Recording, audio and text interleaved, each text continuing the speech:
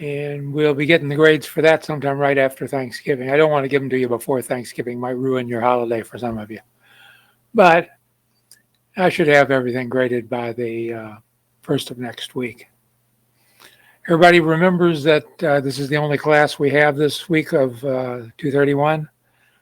We do have 210 tomorrow. Those of you that are in that class, make sure you're at that. But the school has the week laid out. So Monday is Monday, Tuesday is Thursday, and Wednesday is Friday. And then you get Thursday and Friday off, the real Thursday and Friday. Okay, anybody have any questions before we get started?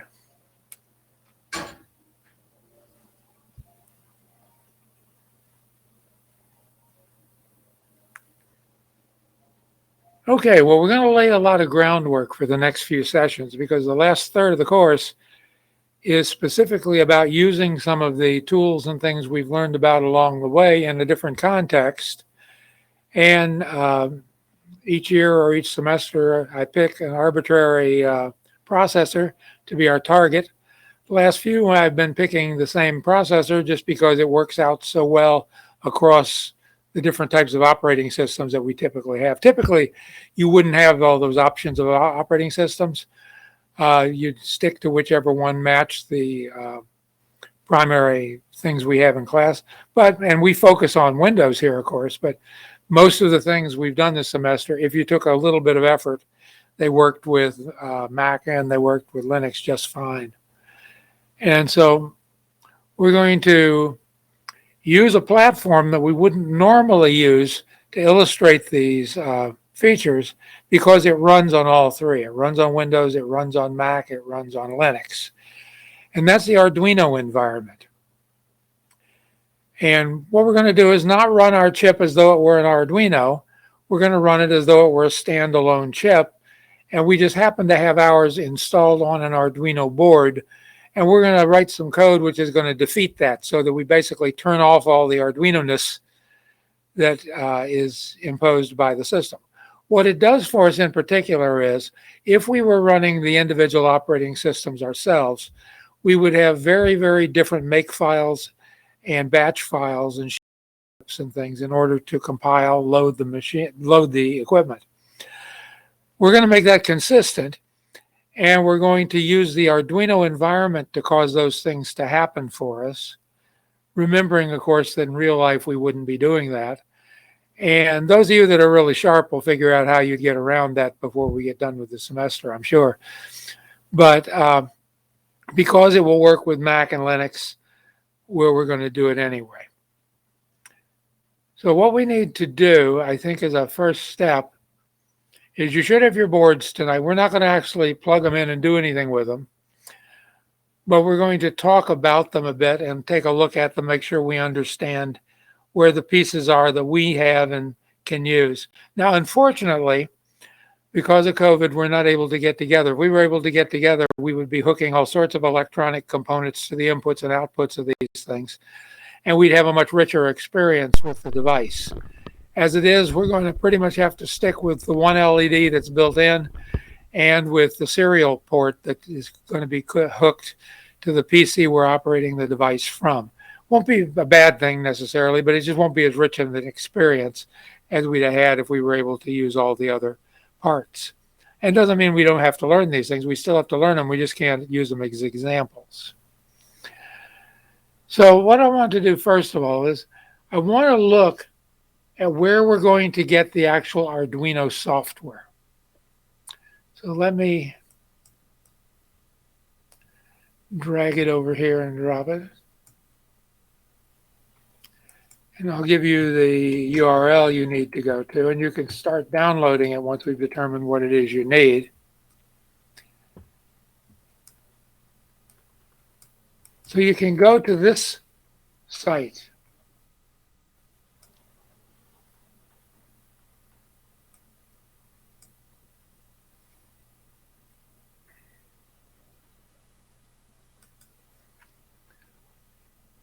Once you're there, and you might want to write some of this information down. If your machine is slow, this is going to slow you down for some of the other things we do tonight.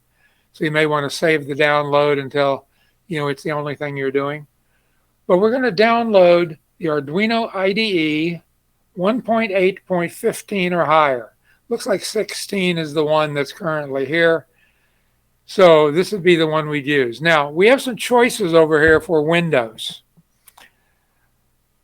The top one will give you basically an environment that you can run in, and it's perfectly okay. The second one will give you a zip file which contains the environment, which once we unzip it, we can make a single link to one file inside of it, and we have the equivalent of the first option.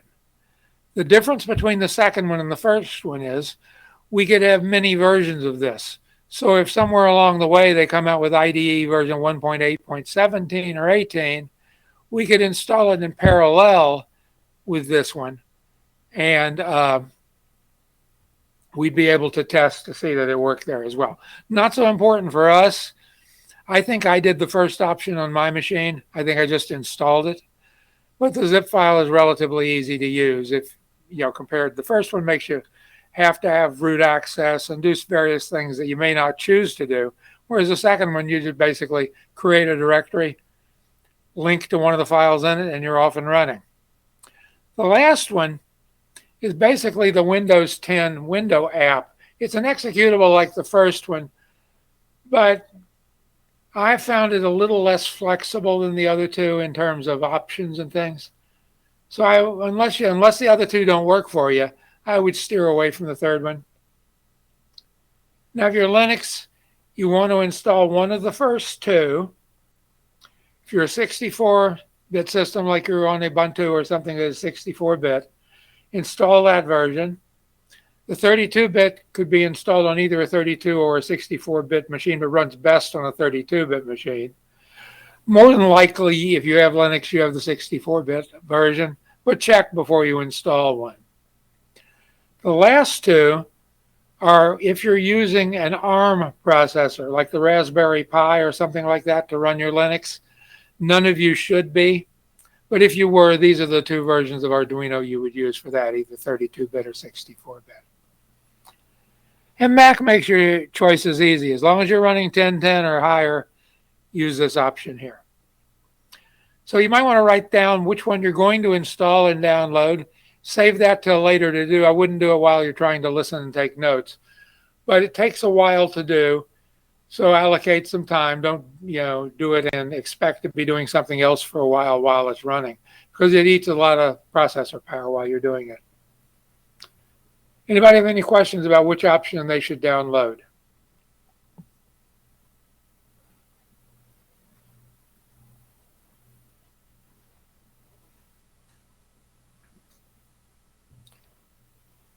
Okay. The second piece of software we're going to need to download is called processing.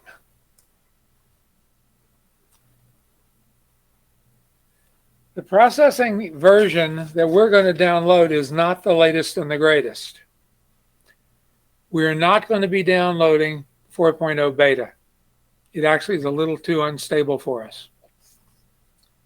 We're going to install 3.5.4. Let me give you the URL for this. You've probably already seen it, but oops.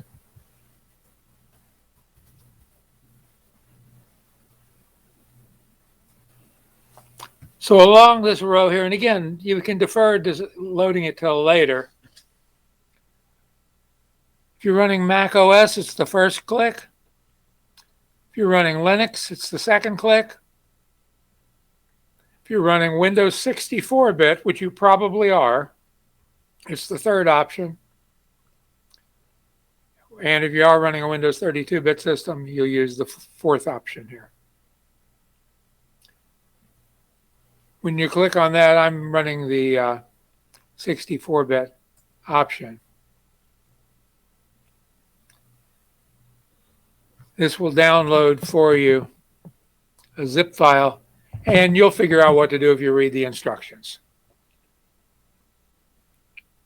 Anybody have any questions about either of the two major pieces of software we're going to run?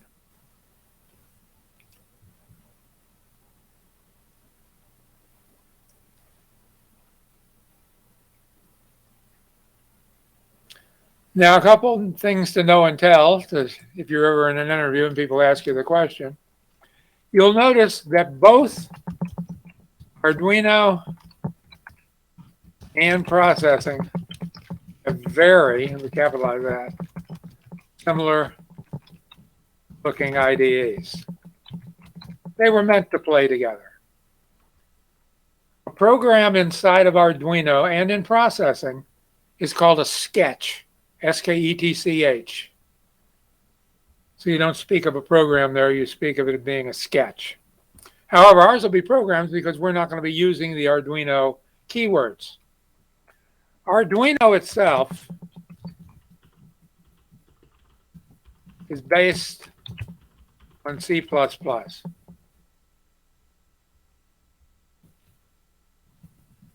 Processing is based on Java. But when we use these in a couple, I guess next session, you'll see, man, they look the same. But in both cases, we can bypass using the IDE portion, and in Arduino, we can literally use C++, and in processing, we can use Java directly. So it's a way to do this. Processing was designed for people to be able to write very simple, high-value user interface looking code. So if I want to display a graph, or I want to display a chart, or a table, or a pretty button, or something that I can scroll around in, or a model of the universe, it's really easy to do that in processing. Arduino was meant for makers. These are people that just make stuff out of electronics and other components. Used Arduino because in its simplest form, it's very easy to think about programming it. Those of you that had 101 and used whatever that language was, I don't know if we still teach it or not, but Alice, I think it was called, use a very, very simple type of IDE, and you don't learn much programming, but you learn the concept of being able to get a computer to do something on your behalf. Arduino is a little bit like that. Now, why do we use Arduino, I guess you would say, instead of just, writing code in assembly language and using it? Well, we could. Here's the deal with that. If I write a program and I write it in assembly language, I'm going to be using the GCC toolchain in order to compile it. As a matter of fact, it's a specific version of the GCC toolchain called the AVR GCC toolchain. It knows how to run the basic architecture, the AVR architecture, which is the architecture of the ATmega 328P that we're going to be working with. Now, the toolchain itself has to be installed on your operating system. A royal pain to install on all three OpSys's. So to get that to work on Windows, on Mac, on Linux, it's a real pain in the Watusi. So you don't want to do that if you can avoid it. The good thing is that Arduino already has it installed.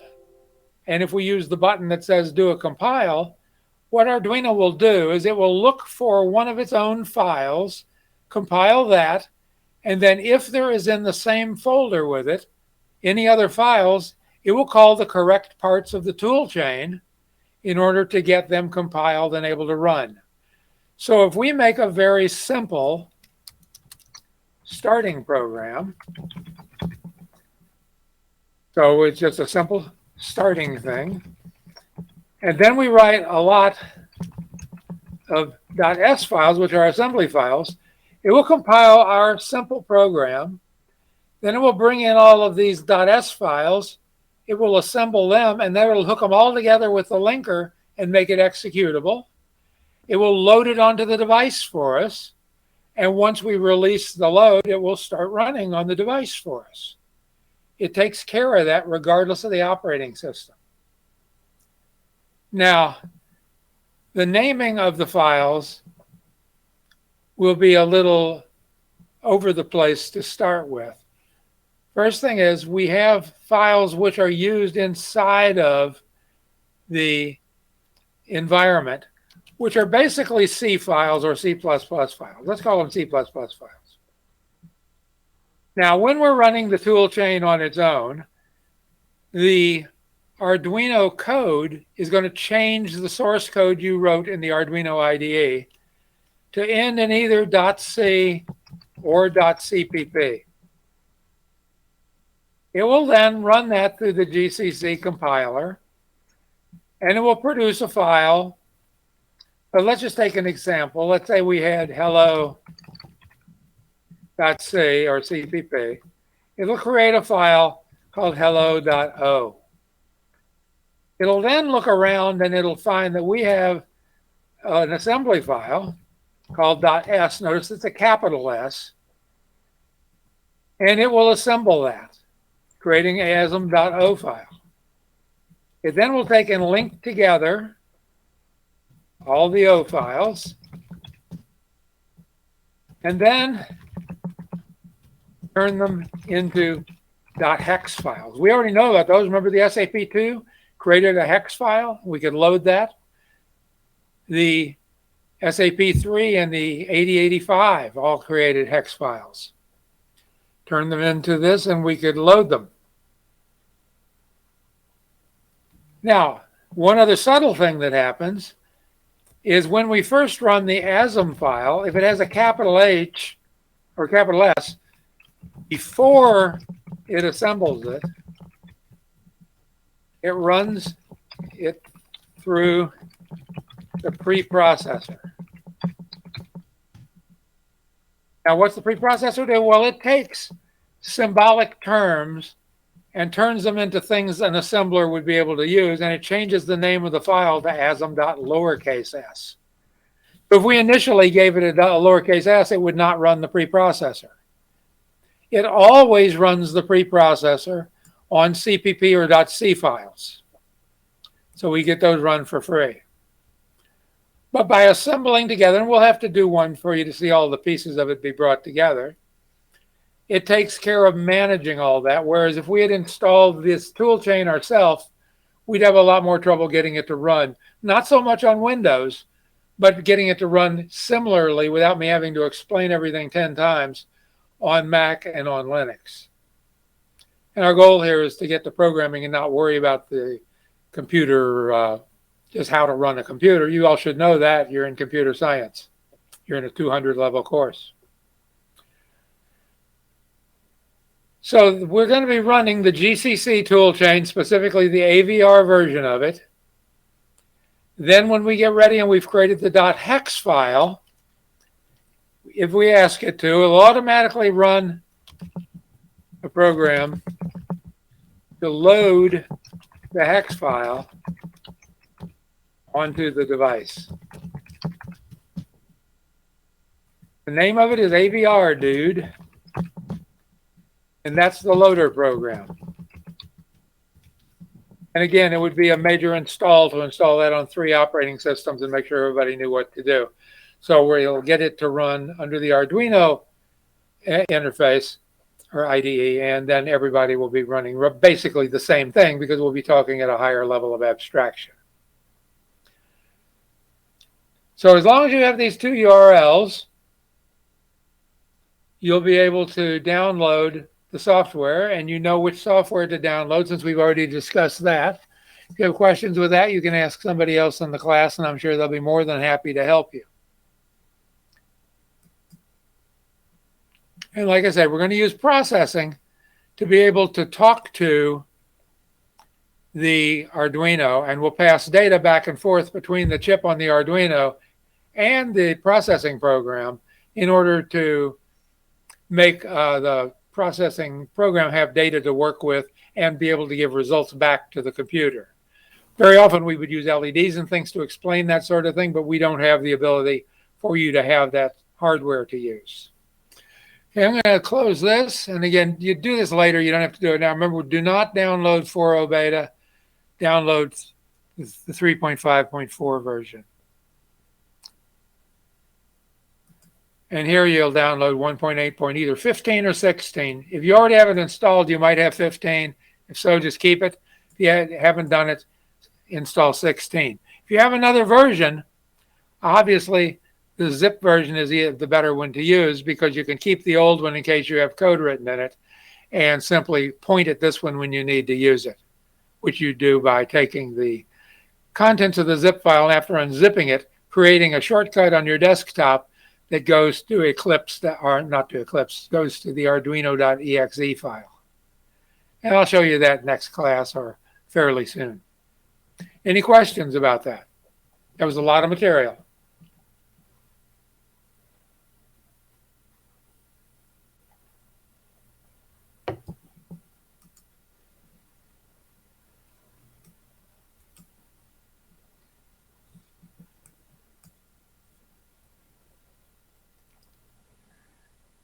Okay, another file I want you to download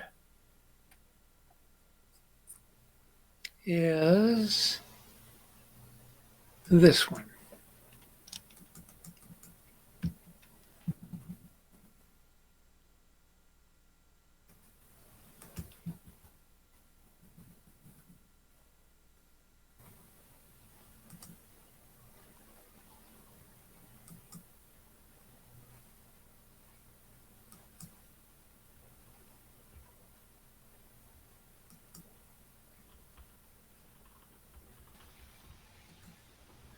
Okay, and as we scroll through this, this is a header file.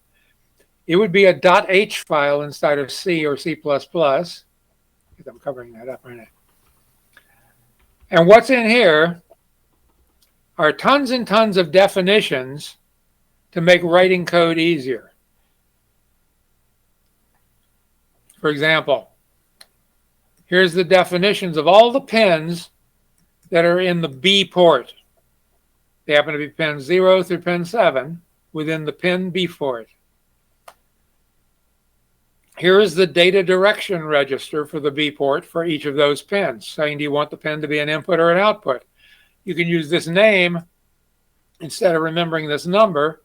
You can use this name instead of remembering that number and the fact that it has to be a special function register IO8 address by simply using the name in your code. This is why we'll always write our code as .s with a capital S, so the preprocessor can change these names to those names. Here's a port register for the same port. And then we have the C port. We have the D port. Then we have some data about the timer registers. Timer 0, timer 1, timer 2. Various other built-in hardware masks. Things having to do with EEPROM.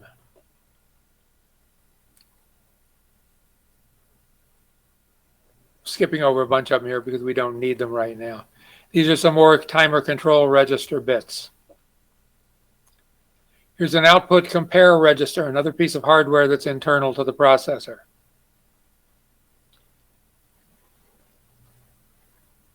And so forth.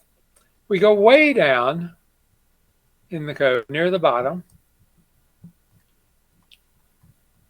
What we're going to find is the interrupts. They begin here and their names are here. So interrupt 0's vector number is 1. And if we actually want to talk about that vector, it's been defined with a macro giving it number 1 as its address. And we have one of these for each of the interrupts we have, from interrupt 0, interrupt 1, to the pin change interrupts, the watchdog timer, timer 2, timer 1. All of these are in priority order, meaning later when we talk about interrupts, if an interrupt 0 happens at the same time as an interrupt 1, the interrupt 0 will get serviced before the interrupt 1. This is higher priority than this, and that's true of all of the interrupts all the way down. Notice that there are 26 interrupts, each of them 4 bits long, or 4 bytes long. Then we have a bunch of other constants, and we have some things having to do with the fuses on our device. These are primarily for picking options prior to programming it. They also include some bits that allow us to protect memory so somebody can't read our copyrighted code. They're in the lock bits.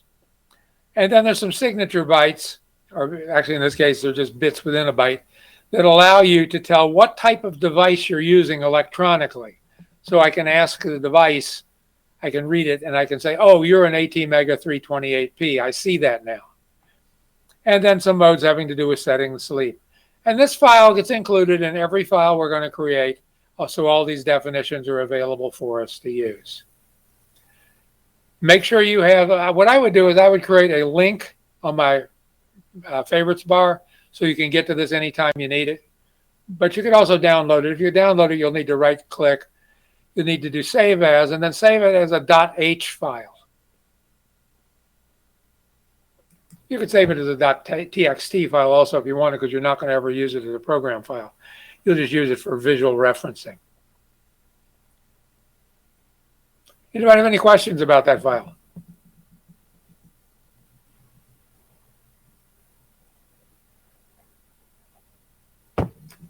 It is your friend. I will tell you that.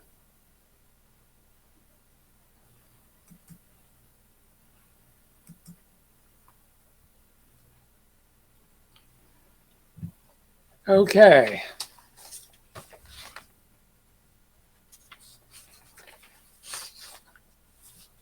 Now, if we look at our Arduino boards, I don't have a picture here of the Arduino, but if you notice down here, Arduino Uno pinout, you can click on that. If this page doesn't look this way, make sure you do a refresh on it before you, because these items were added, I think, a couple days ago.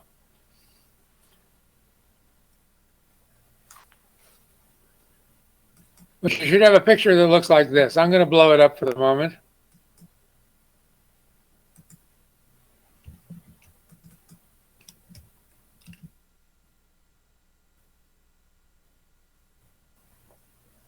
Now, this is obviously just a drawing. It's not a detailed picture. But it'll get your attention to some of the things you would need to know.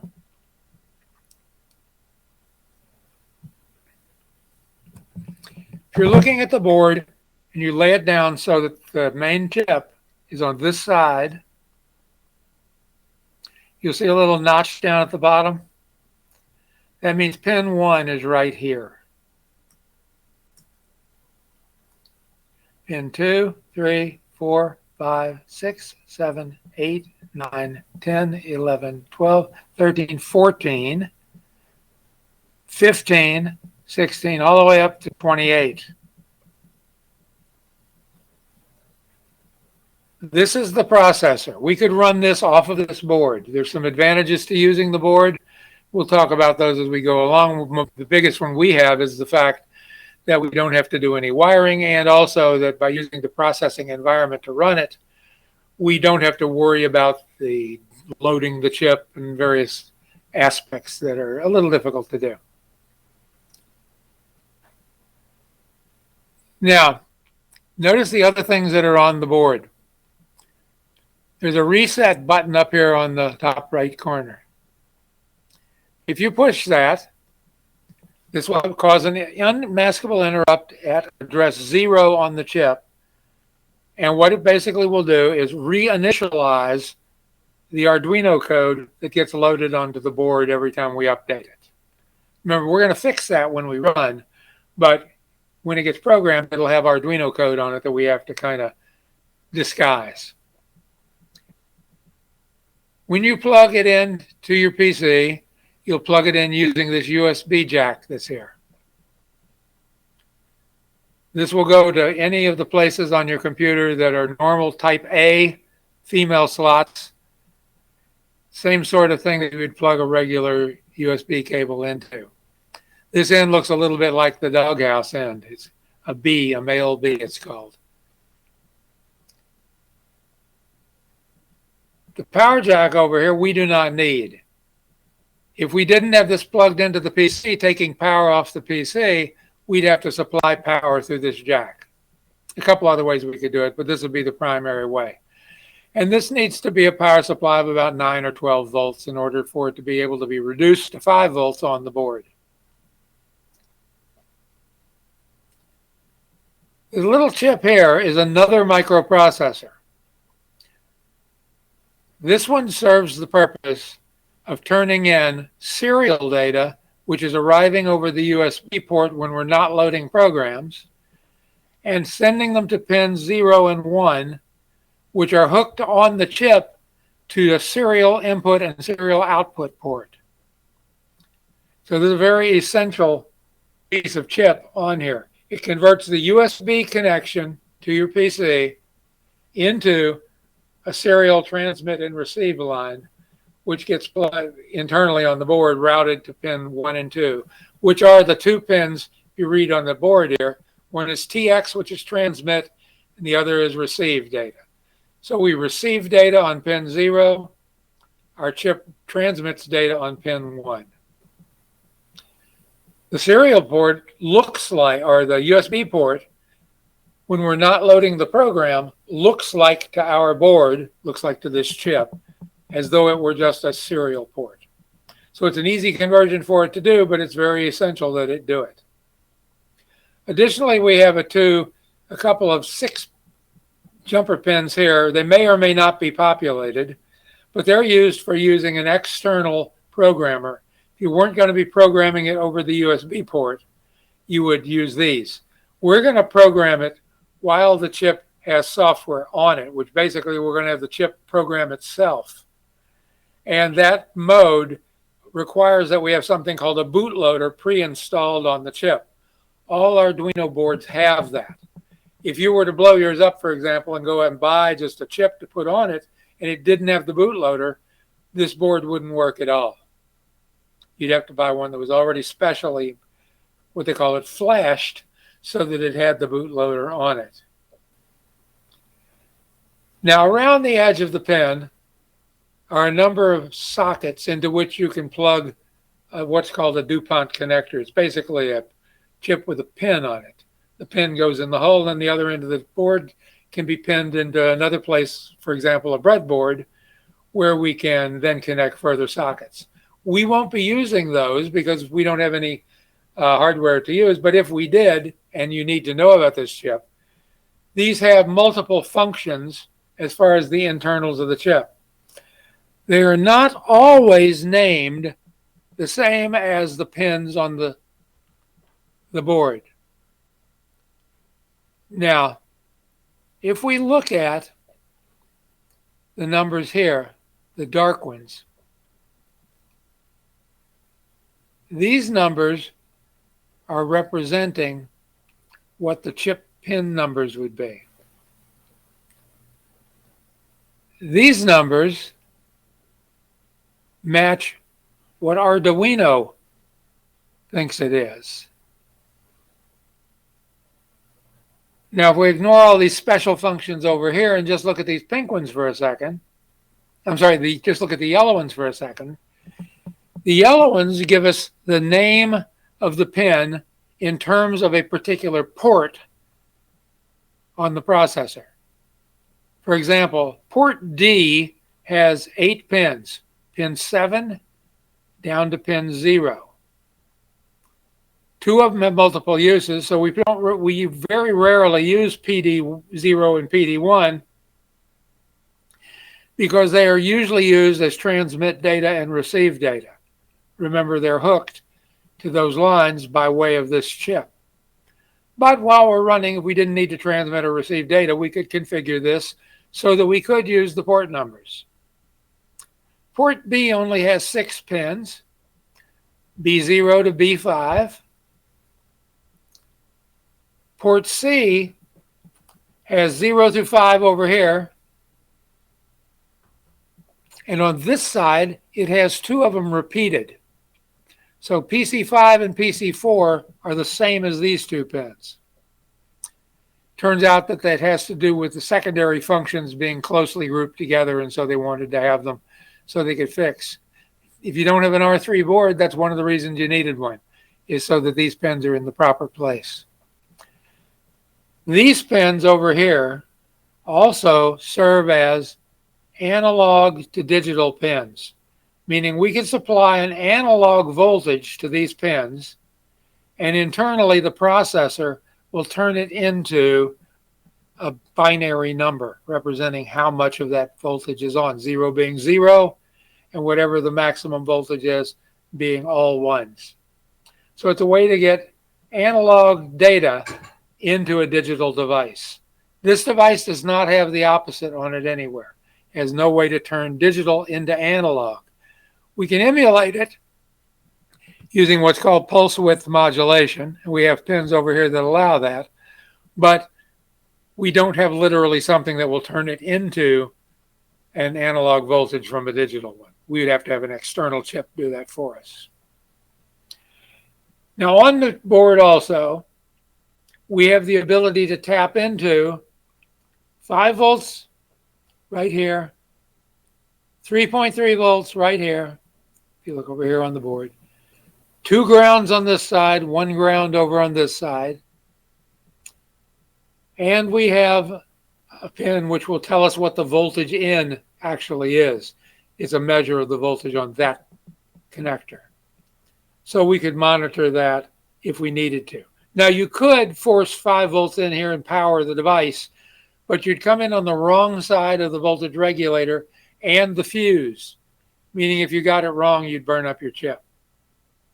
So typically we don't do that. We use this just to pass 5 volts on to other devices that might want to share our power. And of course, there's a limit on how much of that we can use. Anybody have any questions about this board in just general? We haven't given you any details yet, but any questions?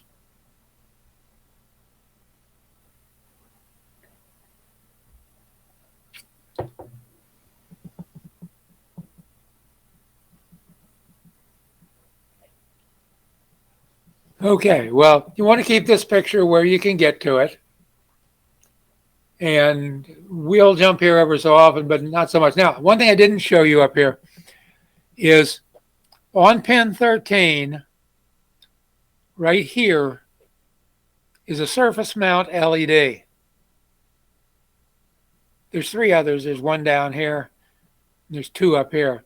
This one is on when the board is on.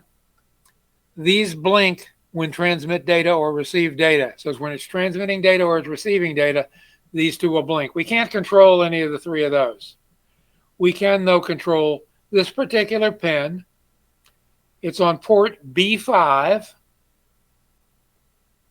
And they even drew us a little clue. They drew us a little picture of an LED out here so we could remember that's where it's located. So some of our example programs, it will cause this light to come on and go off. Now, when we first load this up and run it, this light will automatically blink because the default program is a Hello World program that blinks that LED. But it's not assembly language. So we'll have a major milestone when we've done it using assembly, even though it looks like what we're going to get when we first plug it in. Okay, let us move ahead.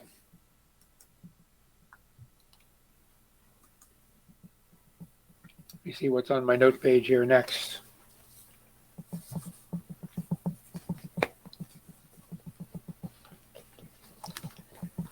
Okay, without going to the data sheet, I'm going to give you some facts and figures. These should be remembered because you can't program in assembly if you have to look everything up. You have to kind of remember what things. A lot of you are seeing that on the exams. You're spending so much time looking stuff up, you forget what the question is by the time you get around to running it. Okay, we're going to be using the ATmega 328P chip.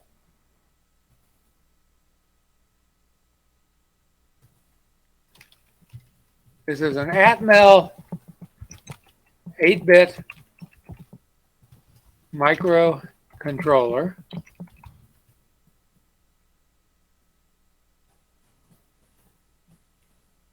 Several years ago, a company called Microchip was approached by Atmel, and Atmel said, "We would like to buy you." Microchip said, "No way."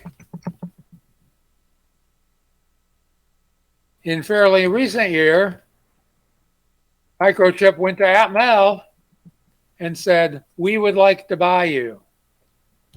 Atmel said, "Okay." So Atmel is currently owned by the microchip company called Microchip. Very nice match because they both make very, very good microprocessors. Or microcontrollers in the case where we're working. So when we talk about it being owned by Atmel, that just to kind of qualify it. Also to say that it is from their land of programmers called the AT Mega group. Now there's a chip called the AT Mega chip, and they call it the Arduino Mega. Don't get confused. It happens to be from this family, but it also is bigger than the one we're using, and they're using that sense of the word.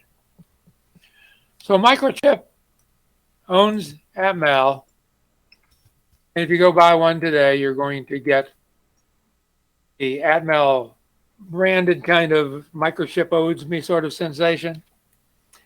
This is a RISC architecture chip. Who wants to tell me what the RISC chip does differently than a CISC chip?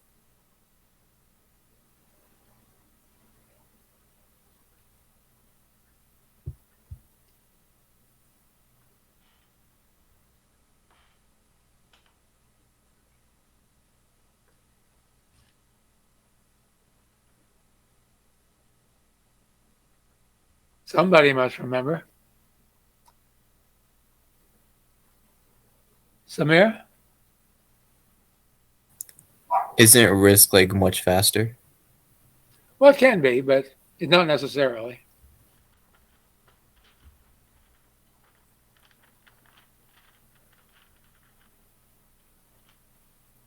Well, let's start with their name. CISC stands for Complex Instruction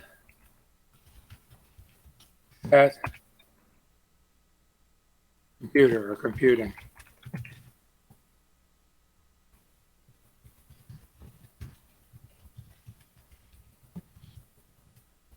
Either computer or computing.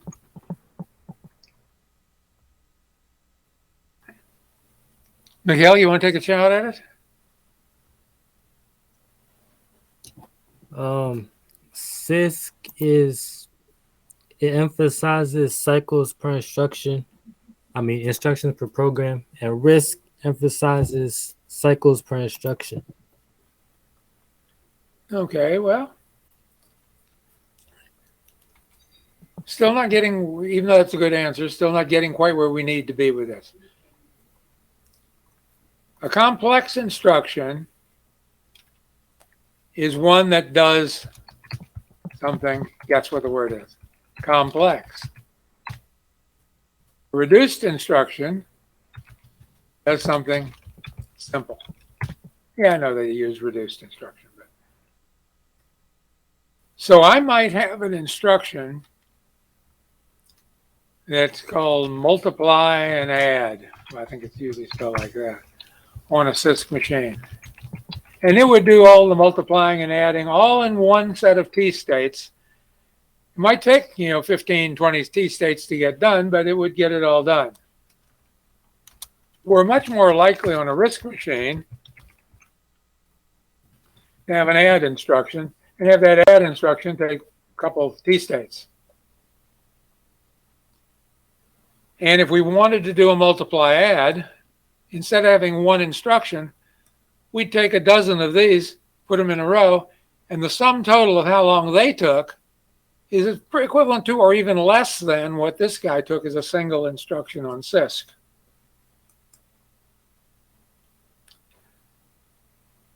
So the idea with this is that we want to take and we want to piece together out of very simple instructions, a reduced set of instructions, many complex things, which might be programmed as a single instruction on something that we would call a CISC machine. Now, architecture-wise, we also tend to find that the CISC is often more associated with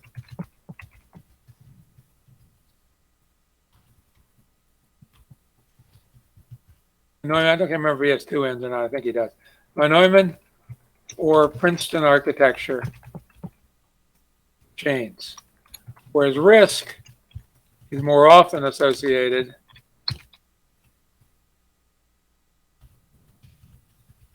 with Harvard architecture machines. Do I remember the difference between Princeton and Harvard architectures?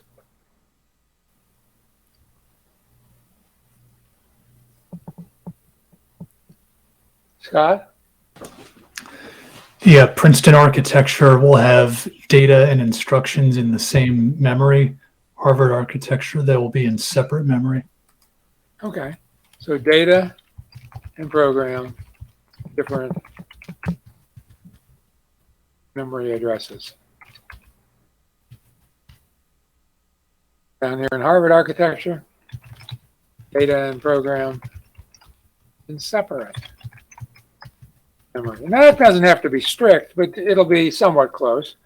So our machine is RISC Harvard.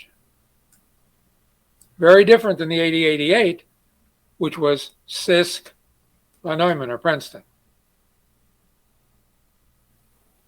So you want to maintain that difference because it's going to do. Now you might say to yourself, well, does that mean that when I see the 8088, it has, what are we going to say? 100, let's just say 100 instructions. The 628, or we have a 328, I'm sorry.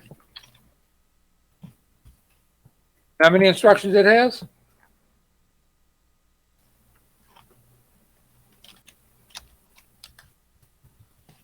Well,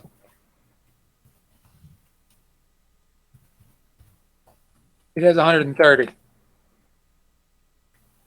Actually, 131. Forgot about Hall. Well, maybe this has more. And if you think about all the addressing modes, if each of these 100 can do all 16 addressing modes, that's a lot of instructions. And some of them are very, very complex in the way they derive where their memory operand is. You remember things like, base relative index direct stack? That had a lot of stuff going on just to figure out where the data was, much less doing anything to the data.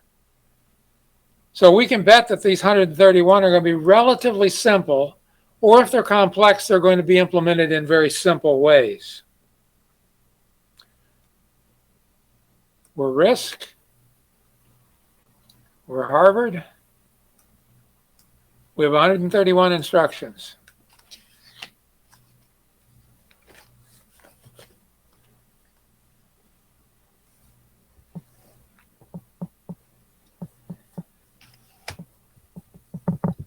Now, just like we saw on the 8088, we have registers.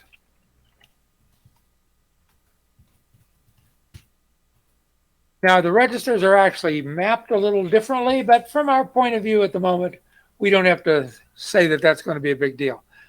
There are 32 of them, each 8-bit wide.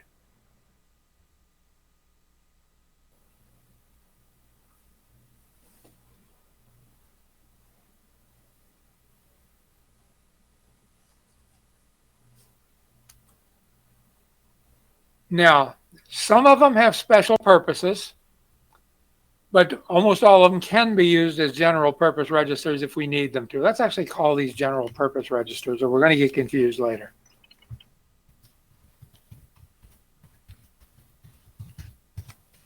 And we normally, if we're talking about them, abbreviate that to simple, the obvious GPR. For example, one of the restrictions is register 1, capitalize this, always contains 0.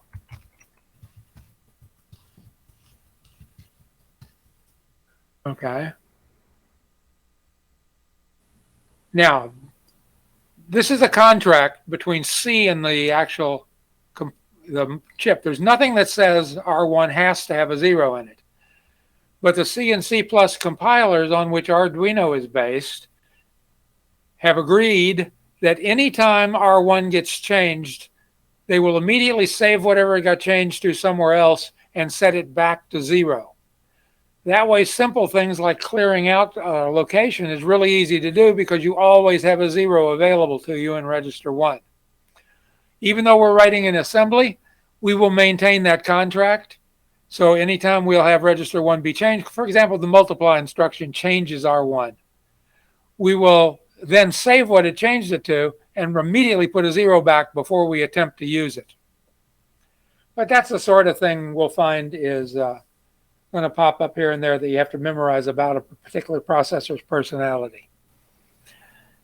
Now, if we did not have an Arduino, the board comes wired for 1 megahertz, meaning that each instruction, a T state, takes 1 microsecond to execute. However, there is a crystal on the Arduino board which allows us to run at 16 megahertz. So 16 times faster than this. I'll let you, because it'll make a great test question someday, figure out what the time is it takes to do 1 T state at 16 megahertz.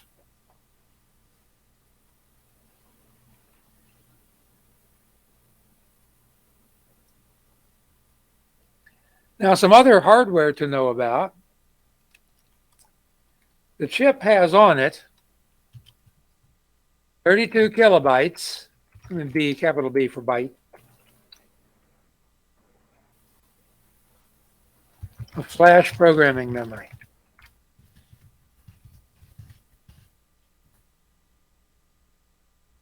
What do you think normally goes in that memory? You think it's a program, or do you think it's data? If you think it's a program, give me a green circle.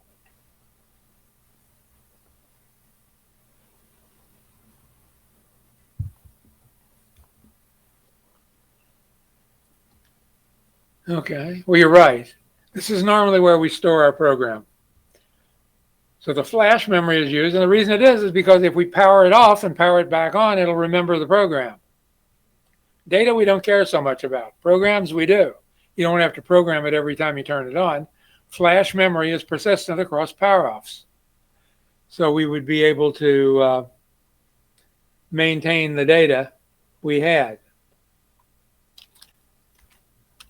We have 1 kilobyte of EEPROM.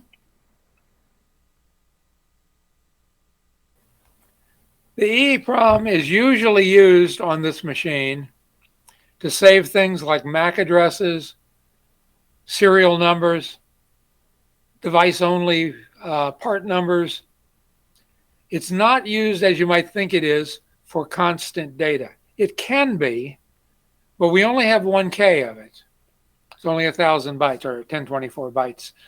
So we use it very sparingly, and it is perfect for maintaining data that's not programmed, but is thing like a serial number or something like that that might change over time when the program wouldn't. Remember, the program is not reprogrammable without erasing the program and rewriting it with a programmer.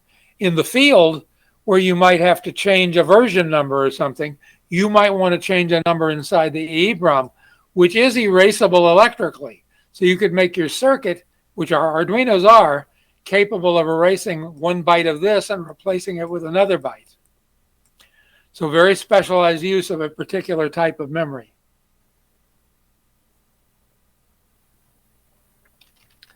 We also have 2 kilobytes static RAM.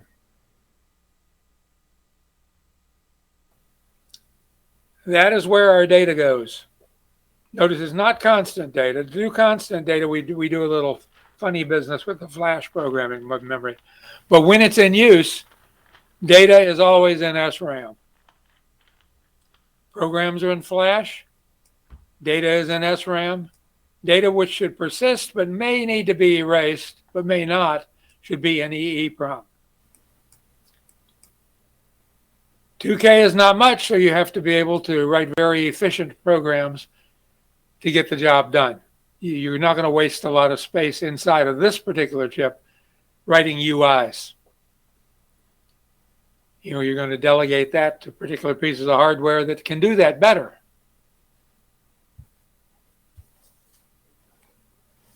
And finally, the flash memory is broken into two parts, one of which, on the way we have ours configured, contains something called a bootloader. The bootloader allows us, when we start the chip up, to determine if a new program needs to be loaded or not. And it basically looks at the receive line and looks to see if anything is incoming. If it is, it goes into programming mode. If it's not, it assumes you want to run the old program again.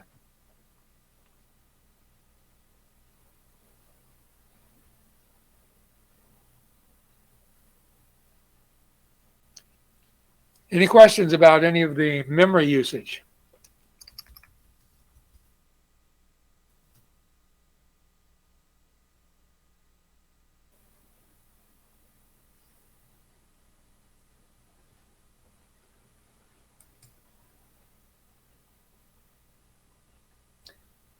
Okay, some of the other hardware which is built in, there are two 8-bit and one 16-bit timer / counter. Remember, a timer and a counter are the same thing. The only thing is a timer is moving at a clock speed, whereas a counter just counts events. So if you count at a clock speed, you've got a timer. So the same device could be used for both. They have different effects to them, and they're going to be able to run at the speed of the processor, meaning 16 megahertz, or watered down to slower. But if you think about it, 8 bits is only counting from 0 to 255, and at 16 megahertz, that's going to happen really quickly. Even if you have 16 bits where you're counting at 0 to 65,535, you're still going to get through counting very quickly. So we're able to generate some interesting signals using these. Let me put a little hyphen in there to tie that word together. That's built in. We'll certainly get to use that in our travels. It has 6 pulse width modulation channels. Our LED won't work this way, but other LEDs we might attach to the outputs of an Arduino might look to us to be too bright. Maybe we want them to be dimmer. Well, to do that, we could reduce the voltage, which would reduce the current, or we could reduce the resistance or increase the resistance, which we can't do. But that's not an efficient way to do it. The most efficient way to do it is using something called pulse width modulation. This is where, instead of having the signal on all the time, we blink it on and off. And we blink it on so that the on time represents the amount of voltage we'd like to have go to the device. So if we had a device that's too bright at 5 volts, so we want to try 2.5 volts, we would give it a 50% duty cycle square wave, and it would be on half of the time. Half of 5 volts is 2.5 volts. So the device is only going to get current, which is equivalent to the current it would have gotten if it had had a 2.5 volt signal. And we, of course, can control motors that way.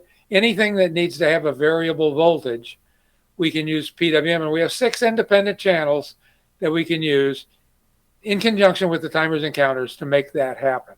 We obviously have to blink it on fast enough to be able to have it blur and look like it's on constantly. So we know we're going to be up around 30 blinks a second or so, because that's where even things like movies and things like that tend to converge.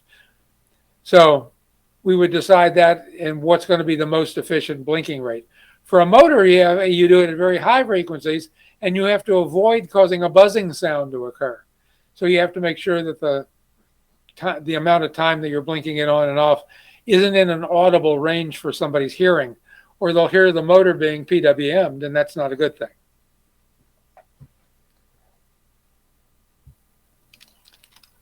We said earlier we have 6 channels of 10-bit analog to digital converter.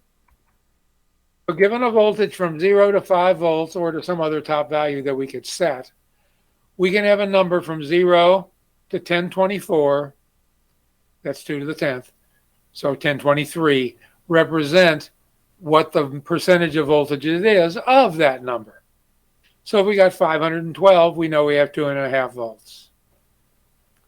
There's 6 channels of that which we could use independently of each other.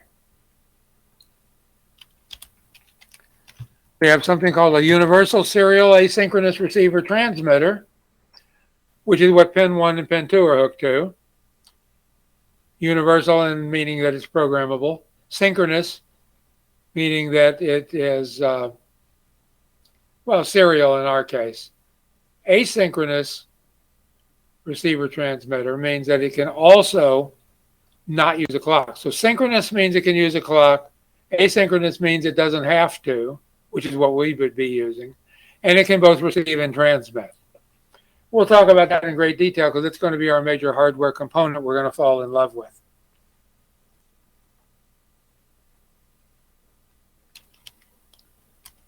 It has a serial peripheral interface, which is a SPI interface. It's a much faster serial interface. It has an I2C, we call it, or I2C interface, which is also a way, but it's sometimes called the two-wire interface. As a matter of fact, it's called TWI inside of this because it used to have a patented or copyrighted name. It was invented by Philips, but everybody uses it. The machine, as you saw, has a lot of interrupts, which allow us to take the flow of control and immediately service something. We built a robot. The robot is vacuuming our upstairs. We have this little thing that drops out of the bottom of the robot to tell when we're at the edge of a step. If we waited to finish whatever we're processing, we might miss seeing that thing drop and we might fall down the stairs. So it's very important that we process the interrupts when they happen. We do have to prioritize them, so we're not going to have, on one machine, 24 different interrupts. But of the ones we select, we'll have to understand their priority order and make sure that we can process them in time to prevent bad things from happening or to allow good things to happen. We also have 23 programmable I/O lines. Those are our input outputs, which are tied to our ports.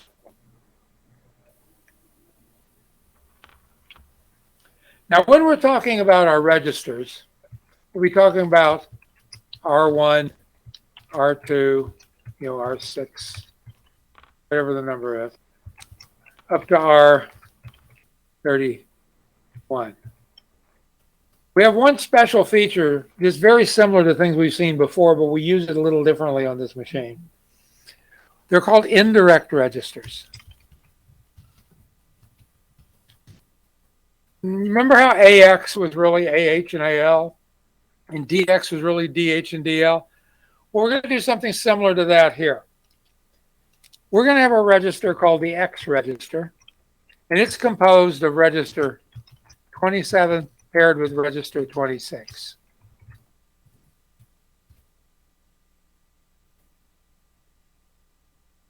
We're going to have the Y register, which is paired with register 29 and register 28. The Z or Z register, register 31, register 30. Notice the higher order bit is in the lower order register, which is probably a clue that when this is stored in memory, it's going to be stored in Little Indian. Because if you were just reading the registers in order, they would already appear in Little Indian. And normally we don't show that unless it's in memory. Remember I said the registers here are a little bit different? Well, it turns out that although they're treated as registers, they're really just a regular extension to memory. And we can get to them by way of memory addresses. Because of that, we need them to be in Little Indian anytime we would address them by way of a memory address. That's a little complicated, but you guys are smart. You'll figure it out.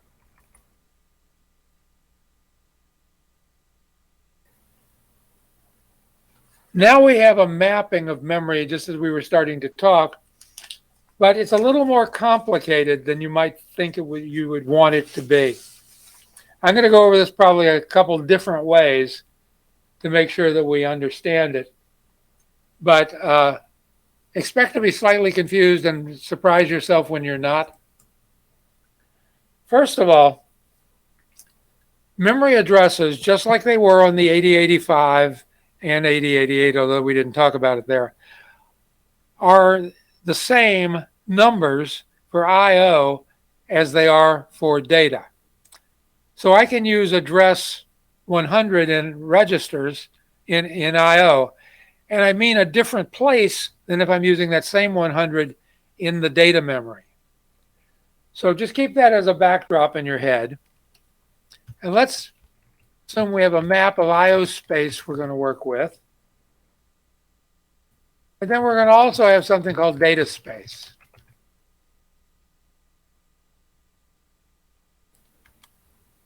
And I'm going to start at the bottom, but as I'm going to write these, I'm going to push the lines down. So if you're writing these, everything's going to be upside down to you. So you might want to wait and copy this down until you understand it. I'm going to say for a minute that at address 0 in data space,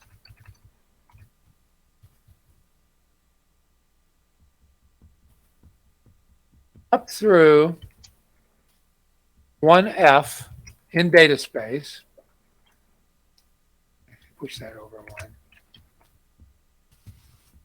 we actually have the general purpose registers. That's where they're mapped. So if I don't use them under the names of R1 through R31, but I address them using a normal instruction that can only address data, I can get to those registers at addresses 0 through 1F. So our registers have two names. They have the name they would have when they're used as a register. And since they're actually mapped below memory in these addresses, we can also get to them by addressing them by way of those numbers. Now, continuing up,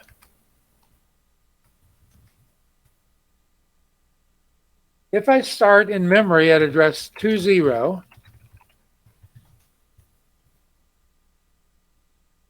and I go up to address 3F,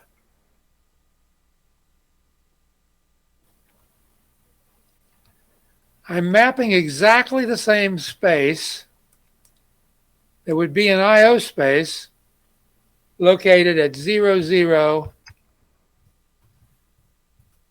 1F. So if I'm using an I/O instruction, those addresses are exactly the same place as those addresses in data space. Now it turns out that the only instructions that I can use in that space, if I'm using the I/O addresses, are the SBI instruction and the CBI instruction, plus the SBIS and the CBIS instruction. And one more, the output instruction. So if I'm using any of these 5 instructions, SBI, CBI, SBIS, CBIS, or out, I have to use I/O space addresses, but I'm able to get to those places. They can't be used in data space because these are I/O instructions, not data space instructions. But anything else that uses data space could use these addresses, and I'll get to exactly the same I/O spaces. Confusing you yet? Give me a green circle if you're getting confused.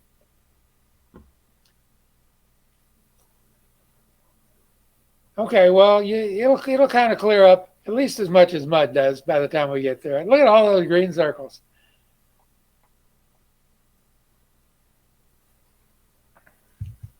There'd be more, except those people probably aren't in the room. Okay, let's move ahead. Now, if I have the address is 20 through 3F in IO space. They're addressed in data space as being the memory between 40 and 5F.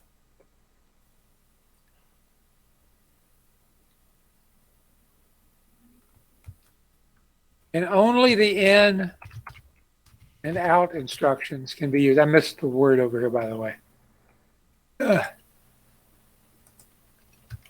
So in can be used here also.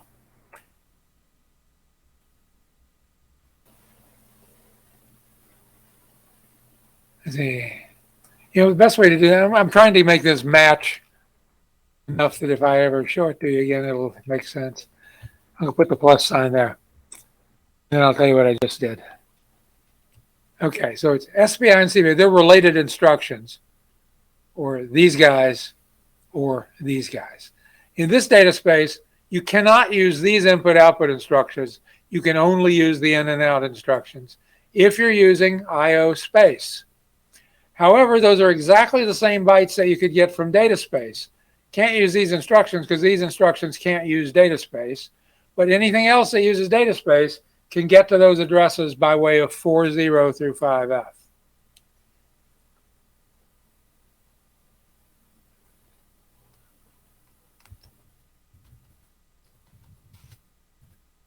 Now in 60 through FF,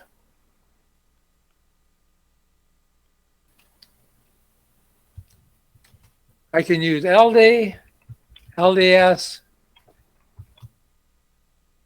LDD, or I can use ST, SDS, STD, don't catch that, which is extended IO space.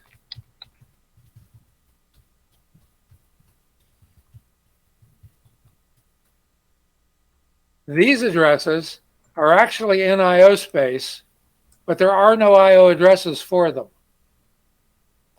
Notice that I cannot use in and out. I cannot use the SBI, CBI, SBIS, CBIS instruction. I can only use these data instructions to go after things that are in extended IO space.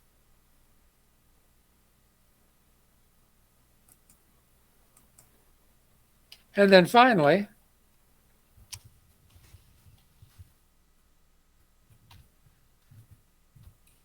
from 10 up to 8 FF, this is my SRAM.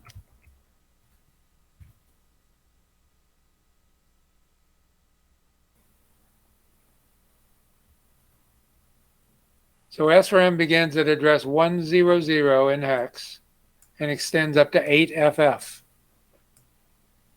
Below that, all of this is IO space, except this is called the extended IO space here. And once we get below IO space, we have the general purpose registers.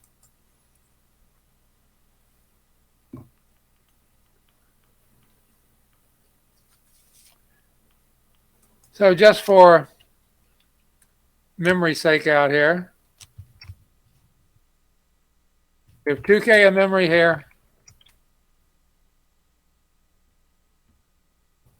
We have 160 bytes of memory there.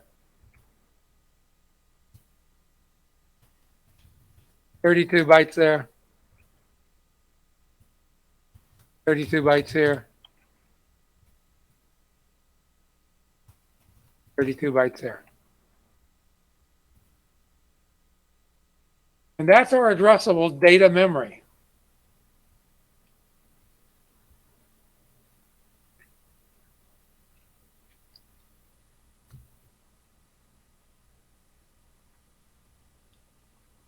So if I wrote an instruction down, and we're going to make up an instruction here, it's not going to be real. If I did, we use the SBI though. If I said SBIR1, comma, is that a legal instruction? Assume all my numbers are in hex unless I tell you otherwise, except for register numbers.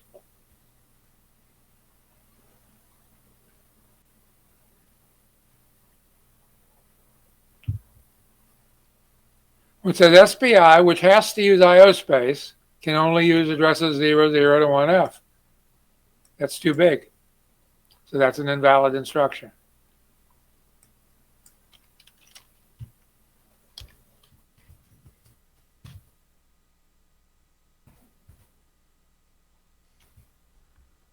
Let me put it on. No, let me put it on here. 6, 8 in hex. Legal or not illegal?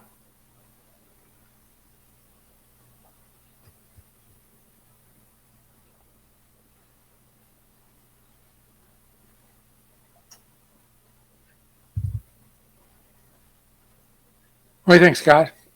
I think it's legal because the LD instruction is allowed to address 60 through FF. Right, that's correct. Even though these addresses are in data space, just like these, they're addressing IO space. There just doesn't happen to be any IO addresses at that location. Okay, well, we'll do a bunch of these as we go along. Obviously, you can't code the machine unless you understand the addressing that's been given to you. So how about program memory? Remember, it's separate memory. It's in flash. What we call the application flash section versus the boot flash section. Remember, we're going to program ourselves, so the boot program has to go somewhere. It goes into flash in the boot flash section. This is located starting at addresses 0000 up to 3EFF.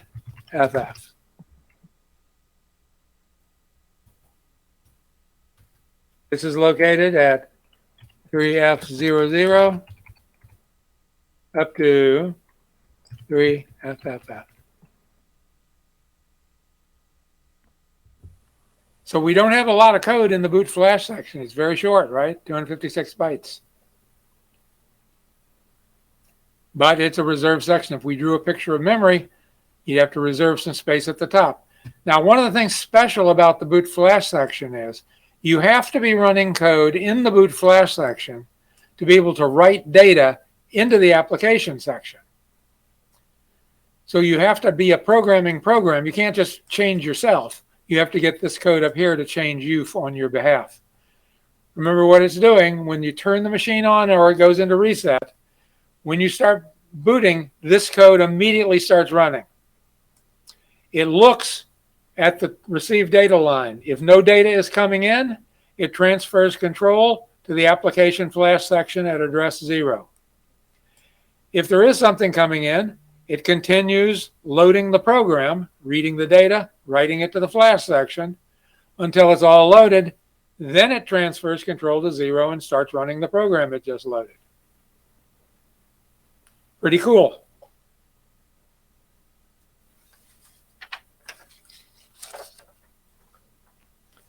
Any questions about anything on this page?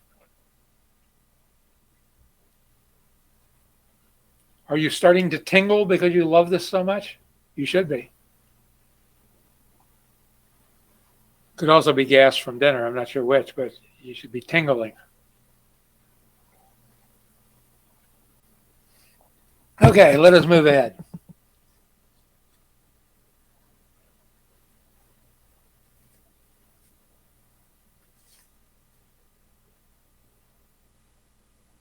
I'm skipping over some things here.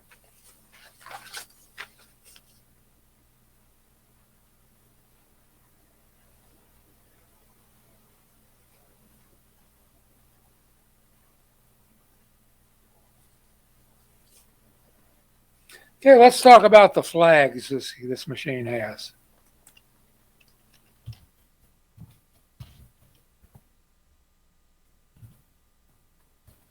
We have a carry flag. We have a 0 flag. We have a negative flag.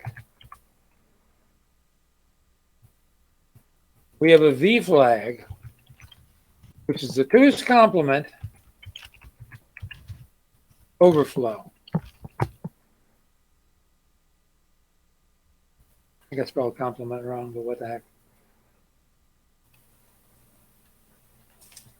Trying to read the notes here and I can't see the letter. Oh, we have an S flag. And it's really created by taking in XOR with V. And it's for signed tests.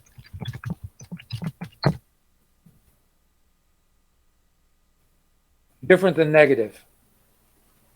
We have H for half carry. Remember what half carry is. It's when you're working with the 4 bits and the 4-bit overflows to the 5th bit inside of a byte. We then have one called the transfer bit.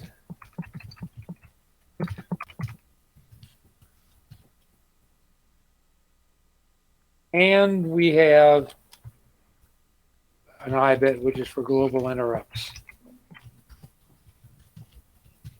We have to turn this flag on in order to have interrupts occur.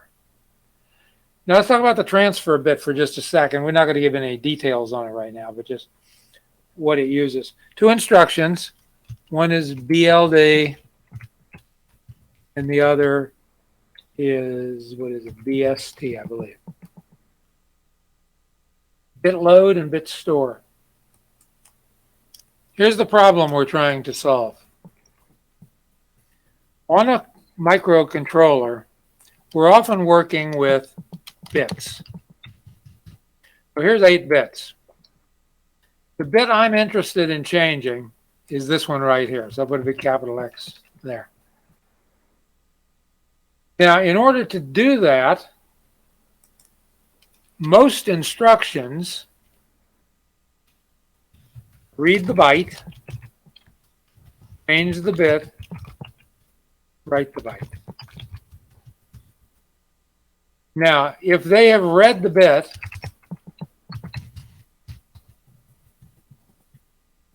and they get ready to change the bit, we're going to change it to lowercase x. Now we write it back out. All seems good, except for what happens if in the middle of all that process, that guy turned that bit on. We would lose it. But most of the instructions use this read, modify, write combo of things to do. Now, they were good to us in that they put the most used bit-friendly registers in that first section where we're able to use, and remember that set of instructions I said could only be used? These things that are bit-oriented could only be used down here, and there's a reason for that. Because by the time we get higher than that, we're not doing things that change the bits. We're reading entire pieces of data until we get up here, and then we need to change the bits again. And by the time we get here, we don't have any instructions that can do what we need to do, which is read a bit, change it, and put the bit back, because everything works at the byte level, except for those two guys. We're able to say, give me this bit right here. It'll save it in this bit transfer bit. Then when we're ready to write it, it'll write only this one bit back at any abstract place within the word. So we're able to not do the entire read, modify, write cycle. We're able to do it at a bit level. And as long as we don't have 2 people changing the same bit, we're good. So it can be your real friend. It's not used as much as it probably should be, because a lot of people they forget because their particular project, they've managed to get the bits so they don't change out of turn, which then it's fine not to do that. But if it could potentially happen, you want to protect yourself against it.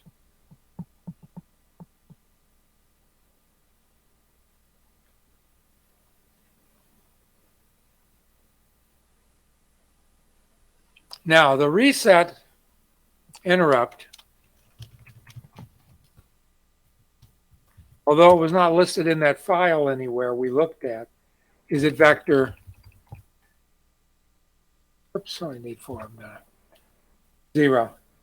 So if we were to look in the processor at address 4, it will jump to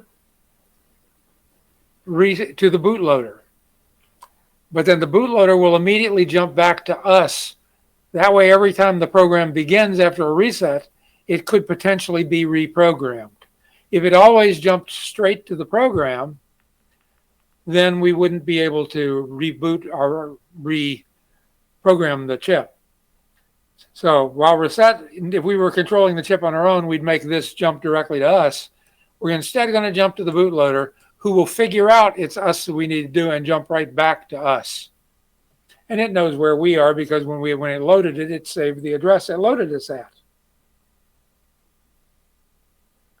The bootloader is actually fairly small, as we saw. Could be bigger, and there's ways of setting the fuses if we need for it to be bigger. And people have written fancier, bigger ones. And, some people use them. Some people prefer to have more data space available to the application, more programming space, available to the application.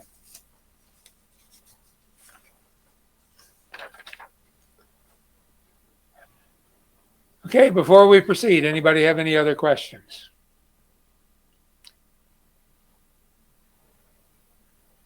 I do hope you're taking plenty of notes on this, because some of this I'll forget to repeat before we have to program using it.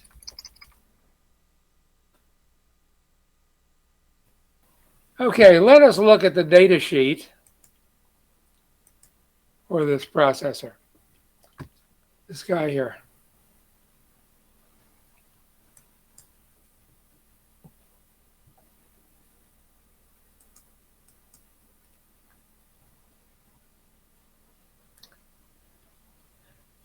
Because this is hard to know what to read, I'm going to read pieces of it with you. It's not that I don't think you can read. It's just that I'm going to highlight some points as we go. First of all, don't be deceived. This data sheet is for all of those processors. The 328/P included. There is a 328 without the P. We have the one with the P. Low power, complementary metal oxide semiconductor 8-bit microcontroller. AVR enhanced, which is the mega RISC architecture. Notice it can execute instructions in a single clock cycle. Now that can't be possible. We know that's impossible. Let's figure out how they could do that. Okay, so if we have T1 on an add instruction, we know that first we have to fetch the instruction. Uh-oh, we already blew our one cycle instruction because we don't even know what instruction we're doing during T1. Okay, well, let's take a different approach to it.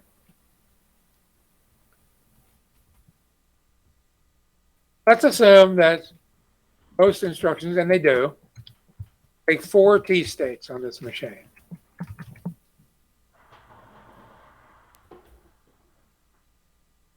And let's assume that while I'm executing T2,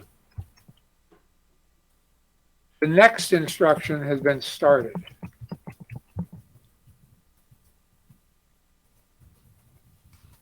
And another one.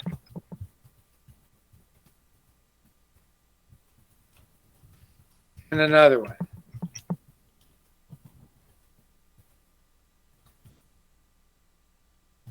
Well, by the time I get here, I will have finished the first instruction. First instruction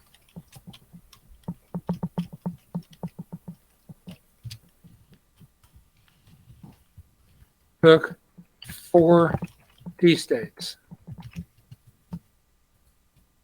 Second instruction took 4, but it only took 1 more to finish. And then 1 more to finish. 1 more to finish. So all the other instructions take basically on average 1 T state. That's what they just said. It takes 1 T state, 1 execution cycle to execute. Because it's pipeline 4 deep, we can start the next instructions. But you might ask, what happens if we have a halt or not a halt, but a go to or a jump call? Well, we're going to blow the pipeline. Everything that's started will get flushed, and we'll have to start over again. And the first guy after a call is going to take the full 4 T states. The next guy could be arranged to only take one after him. So what they're telling us actually could be accommodated for us.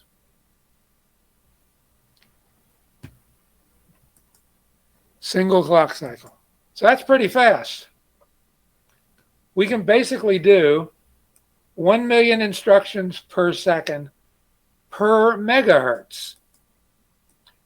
So that means we're doing 1 million instructions as we take it out of the box. But since it's in the Arduino, which has a 16 million clock cycle, that means we can do 16 million instructions per second. Well, that sounds like we could get some work done in that, doesn't it? That sounds like a pretty fast processor to me.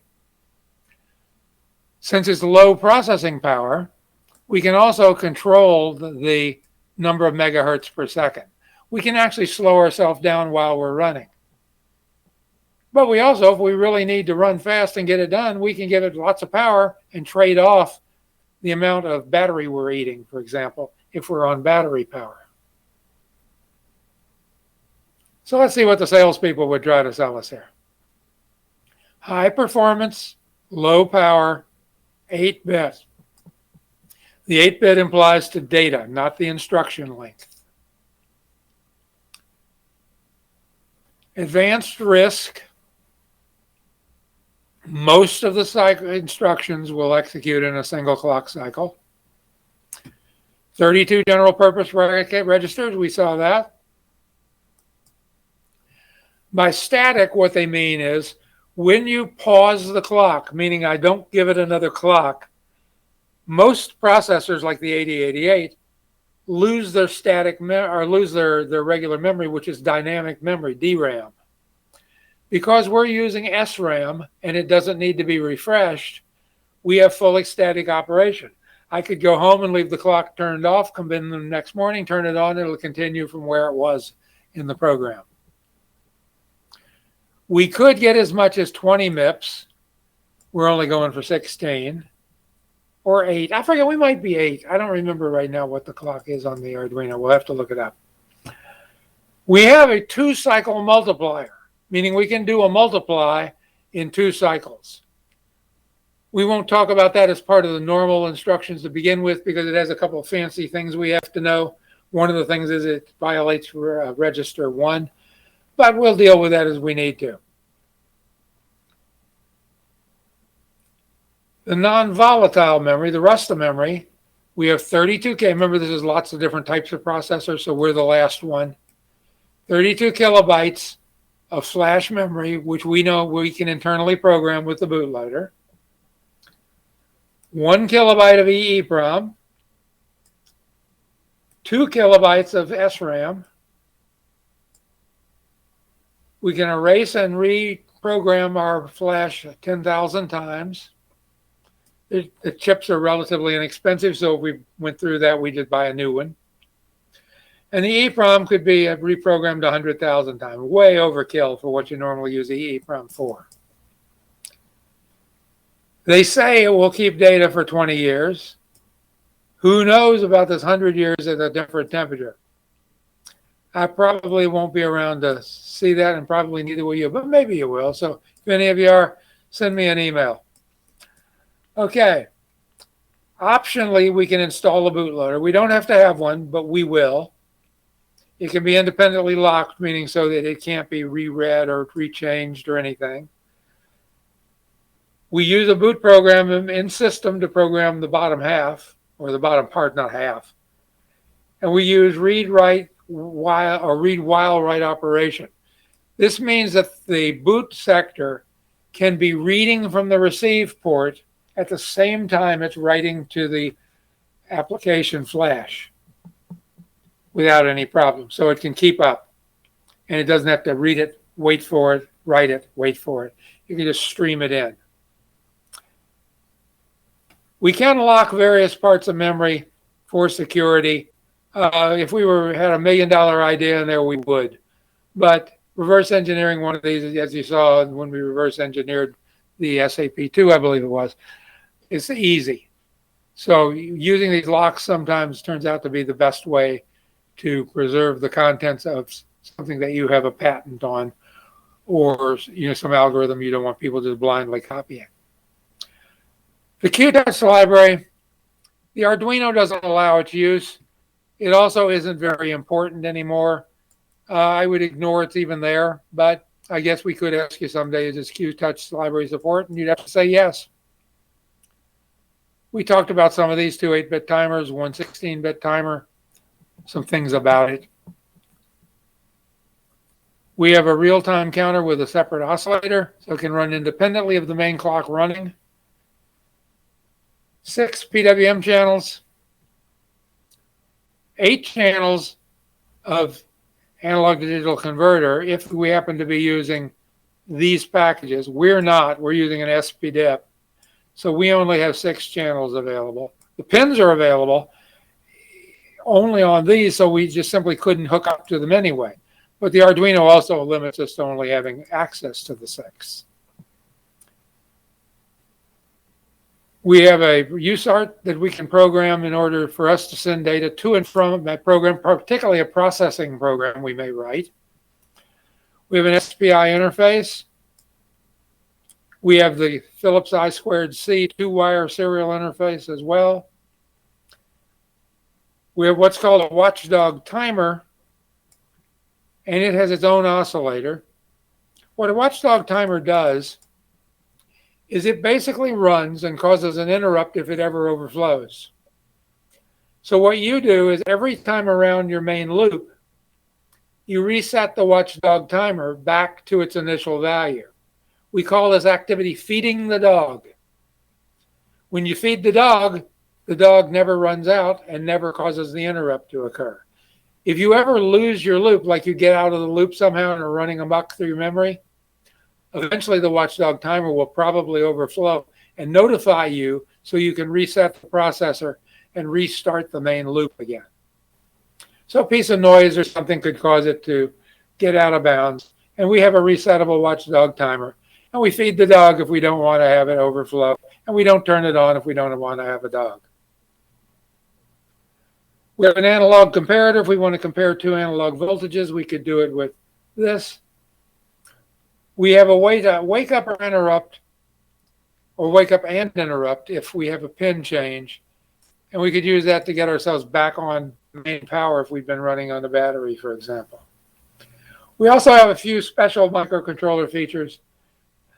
We have a brownout detect. If our batteries are getting too low, we can cause an interrupt.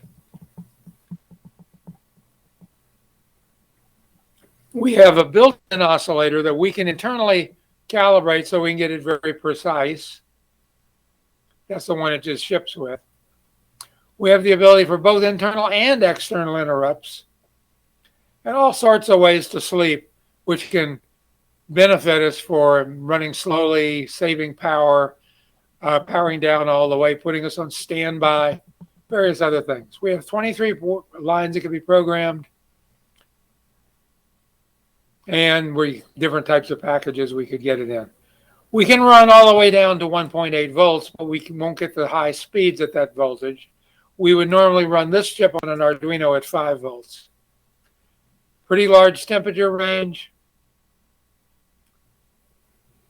And here are the speed gauges at the different voltages we could have. So we could go all the way up to 20 megahertz if we're running 5 volts. We could use this to determine how much power we're using. We also might have a real-time clock because it's supported internally, letting us keep track of the real time while we sleep. And then we just go into the main components details in the book. This is a fairly large data sheet with sections on each. I don't know let me see if I can find I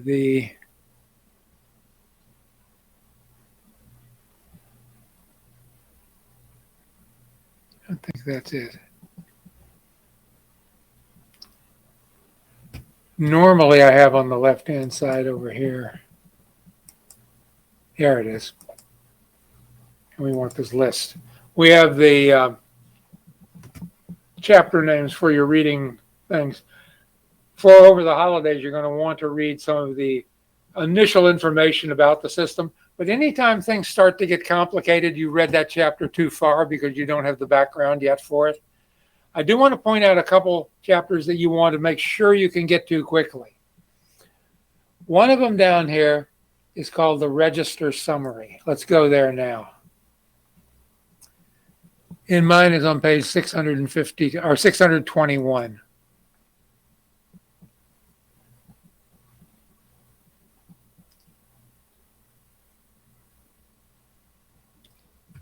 This basically contains all of the input-output registers, some of which can be mapped with regular data memory, some of which can't.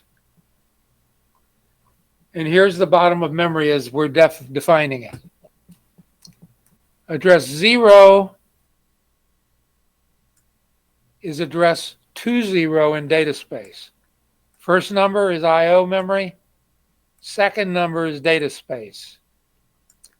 So the B port is located at address 3, 4, and 5 inside of input-output memory.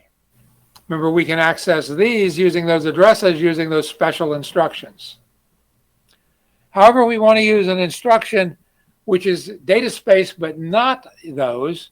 We need to use the data numbers, which would be 23, 24, and 25. These are the individual bits at that address. This is the name. Remember, these names we can look up in that header file I gave you. We also can click on the number on the left-hand side or on the right-hand side over here. For example, if I wanted to know about port B, I could click on the 100, and it will take me in the data sheet to read about that register. Now, I'm going to just go back. Whoops, that's not going to work for me on this page, is it? I'm going to have to...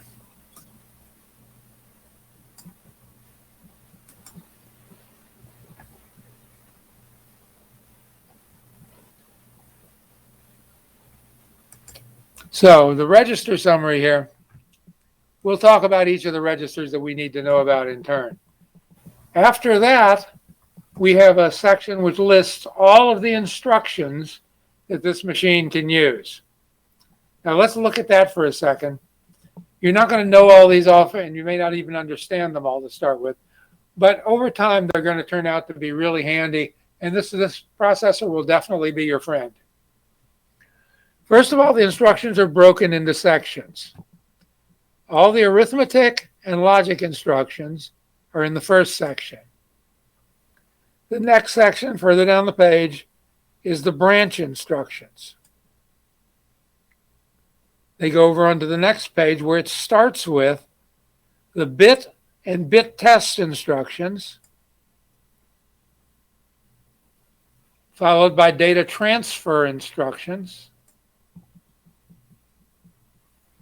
finally followed by the MCU control instructions. And there's a couple here and a handful on the next page. So going up to the top again, with the add and logic, this is the mnemonic, ADD. Here are the operands. RD stands for destination. RR, we'll talk about what that really means in a couple minutes when I show you another page.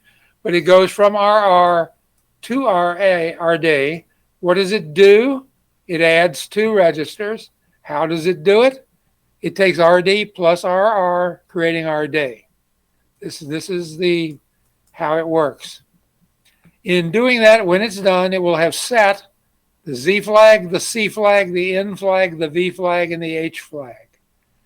It takes 1 T state. See, this is going to be easy, though. Looks like everything we've ever seen before. This processor, same architecture. Just happens to be RISC, meaning these are all going to be very simple things to do. So we can look, if you notice down here, among these, here's these multiply instructions. They have some special funny business they have to do when you're doing multiple digits. They call it fractional multiplies. We'll talk about these or not later in the semester. We'll just know they're there for now. But these are fairly straightforward things. So you get things up here like a logical and, logical or, two's complement, one complement. Here's an exclusive or, increment, decrement, all the things we know and love. We get to the branch instructions. All sorts of branches and things we can do. Now there is a special category of branch we haven't seen before, like these. These skip if the bit in register is cleared. What's that mean? Well, it means that I'm going to test the next register following me, the next thing, or register is in the instruction, for a particular bit. If that bit is cleared, I'm going to jump over the next instruction. If it's not cleared, I'm sorry, it said skip if cleared. I'm going to skip if it's cleared. If it's not cleared, I'm just going to plow ahead and do the next instruction. And we'll see some examples when we go over the instruction set. But that's something you haven't seen before. And here is what it does. You could sit down and figure it out on your own. Now, we'll go through these, don't worry. Bit test and set, focus on bits. Swap the nibbles of a particular byte. Several different types of shifts. Arithmetic shift, right. A rotate. Here's a logical shift. So we have rotates and shifts on this. Here we have a specific thing that allows us to set a bit in an I/O register. Remember the SBI and CBI instructions we talked about? They're only good in a certain range. Well, there they are. Data transfer. You'll see there are families of loads. You'll notice that the load immediate instruction takes a value and loads it into a particular register.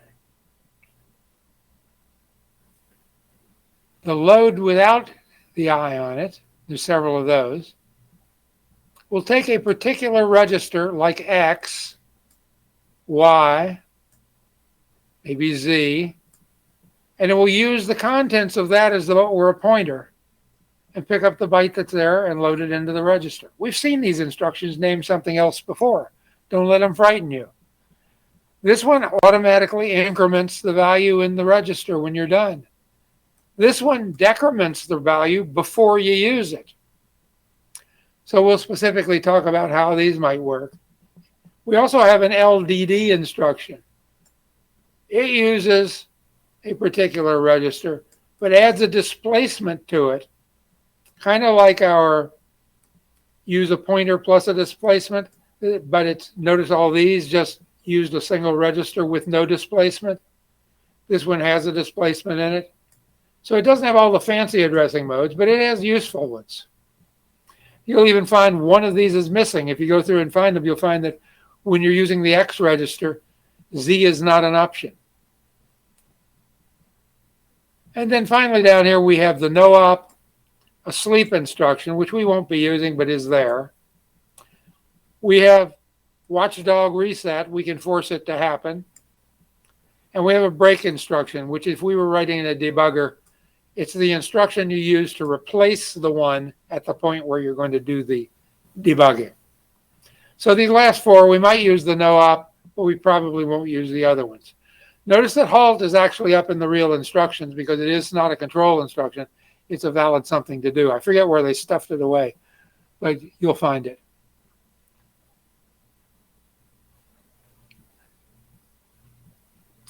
So we have 131 of these to learn. We won't learn all 131, but you'll know how to learn any one of them you might need.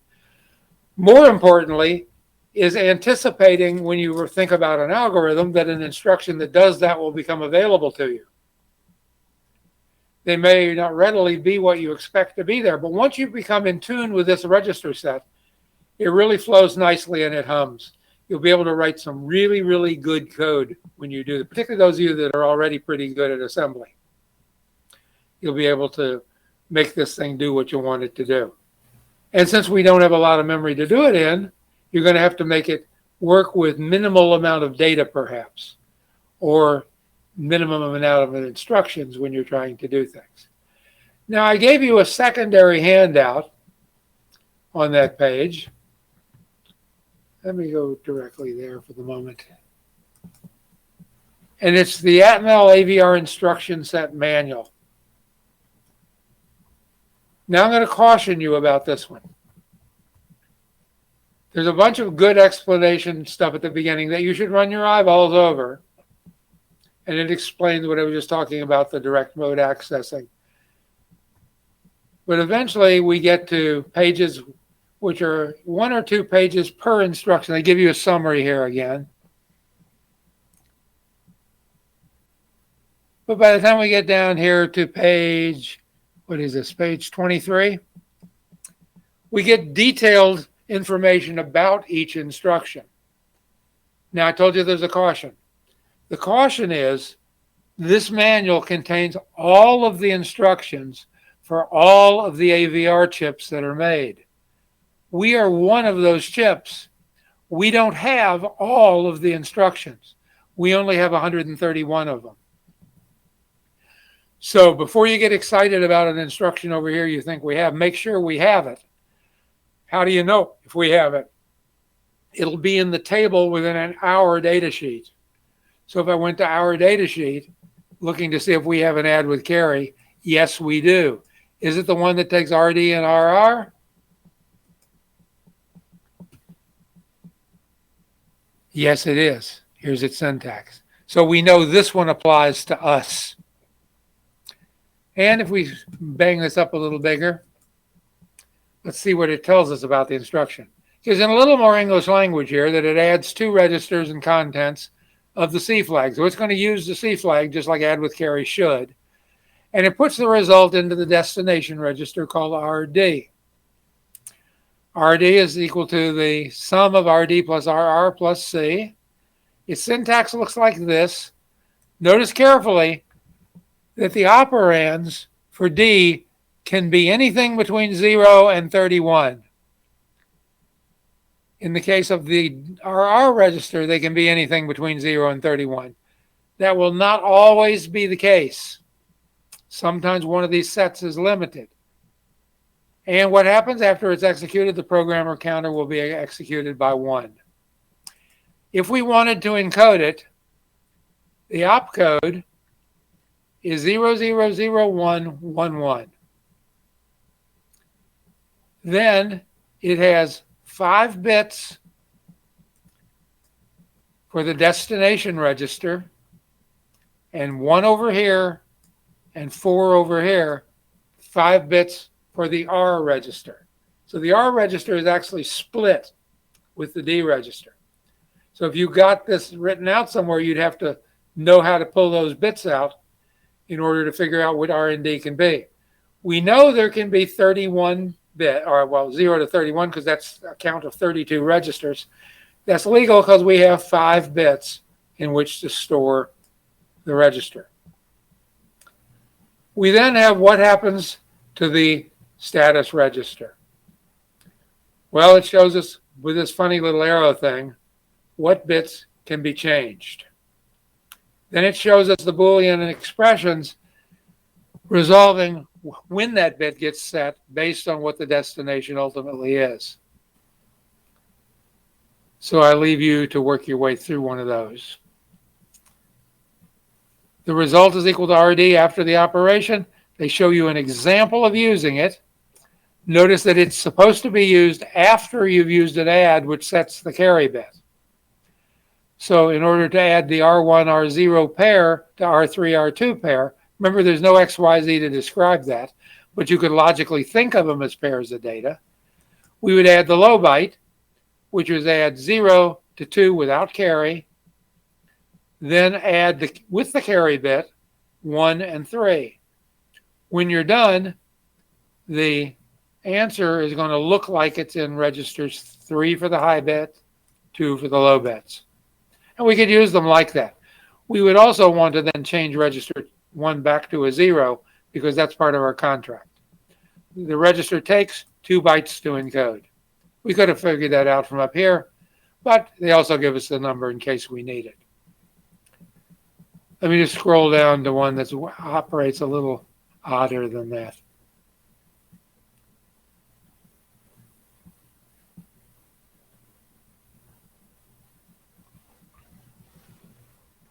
And immediate.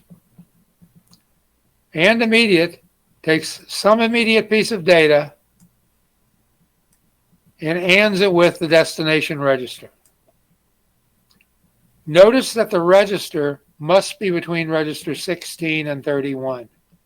That tells us there's going to only be 4 bits for D, and there they are in the instruction, because there's only 16 bits possible. 0 means bits register 16. 1111 means register 31 when you do this. K can be any 8-bit number. You've got 4 bits here, 4 bits here.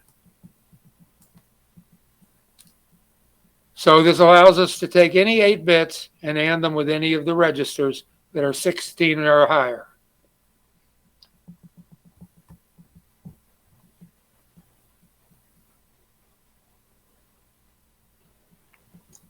Bit clear in the S register. This specifically goes to a place called the status register, which we're going to look at in a couple seconds. And it clears a bit number, specific bit number, from 0 to 7. That's encoded in here in 3 bits, because it's 0 to 7 is the number 8. And this part, that part, and this part are all part of the opcode. When it's done, it tells you what has occurred. Since we're not changing any of the bits in the status register, other than if the bit was turned on here. So what we're really doing is saying we want to change the status register to a specific number of bits. It's saying, okay, only change the one you said, or ones you said to change. Don't change any of the other ones. And since it's clear 1 bit, we're guaranteed that the bit we have in the status register, that 1 bit, will be set to 0. Everything else will be unchanged. Now, I did mention the status register. Let me go back and pull up the instructions again. I'm going to go into the registers up to where 3F is.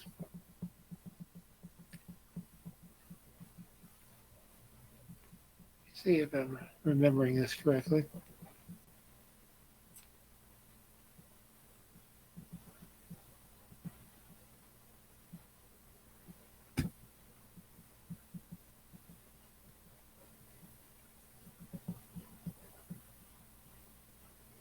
There it is. IO address 3F is data address 5F. The next byte and above starts at 60, and there is no IO addresses. But all the rest of this is IO. It's just using a data address. But notice that 3F in IO, 5F in data is where the status register is. Think of this as being the flags register. There's where all your flags live. And again, this is one of these registers where you'd want to be able to independently change these bits, either to set them or clear them. So we couldn't use any of the byte operations to do that, because then one of the other bits might change. So we have that special instruction, plus we have the equivalent for setting the bit in there. The main reason we don't is because we can't use the trap bit here because it's part of the register. So we can't trap another bit in it and then reuse it, because if we did, we would be changing the status register while somebody else might be making the status register, change. And that would be illegal, of course.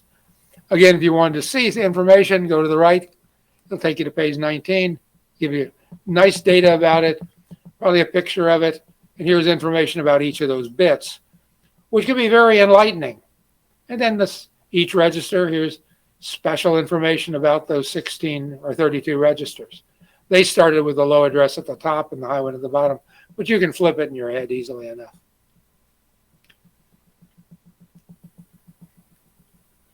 Okay, any questions about anything we've talked about thus far?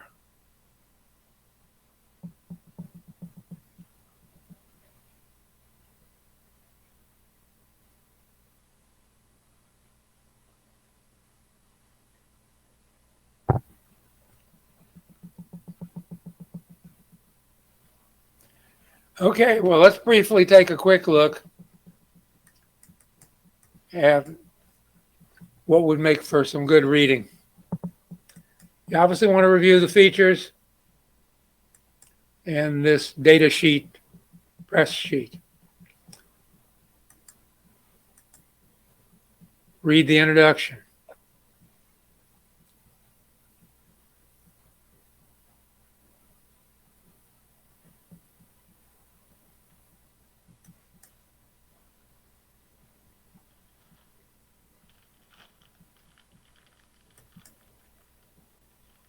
The overview and the block diagram would be handy to take a look at.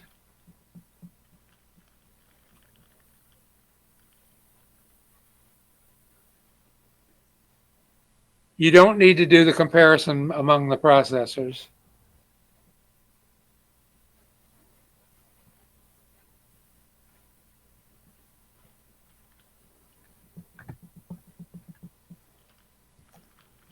I think in this book for now, that probably would be a good place for you to pause on that. In the instruction manual, keeping in mind we don't have all the instructions,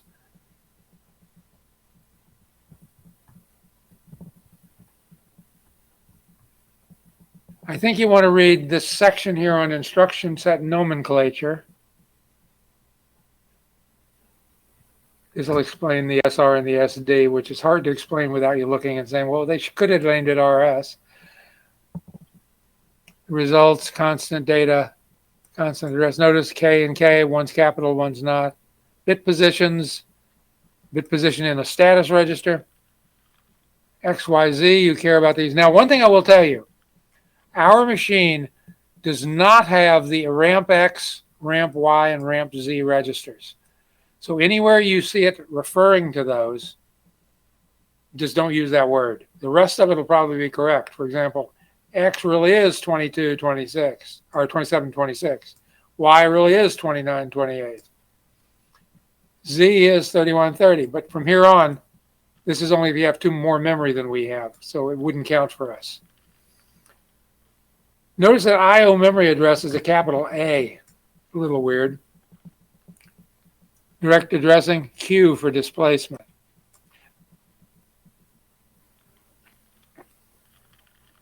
Yeah, go work your eyeballs through that section, remembering that the ramp stuff, these guys don't matter. CPU registers located in IO space. None of those three matter. You might want to go through these addressing modes, but if they confuse you, we will be coming back to them. Yeah, they're worth looking at, though. Don't worry about program memory constant addressing. You're not going to be using those three instructions. The bootloader uses them.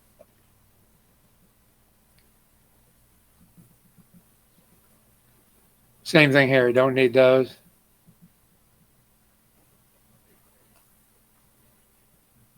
Don't need this. But we do need direct program addressing and indirect program addressing, but not extended. We don't need the extended addressing. Again, you can verify all that by looking at the instructions you really have, but these instructions don't exist in our instruction set. But just getting a general idea how these work in advance. These relative will be important. Then the instruction set summary. Historically, this is interesting, but this sheet is kind of a reprint of the one that's in your manual, but includes all of the instructions rather than the ones that are just for us. I suggest you stick with the ones we have. You could use these later if you ever needed to go to a bigger machine, like this data encryption DES standard in a single instruction. I don't think we're going to be doing that. Yeah, you'll kind of figure out what to do. You don't get too worried that you haven't read enough. Remember, we got a holiday between now and the next class. You should be celebrating that so you can relax a little before we get back. And then we're going to hit this really hard. Anybody have any other questions?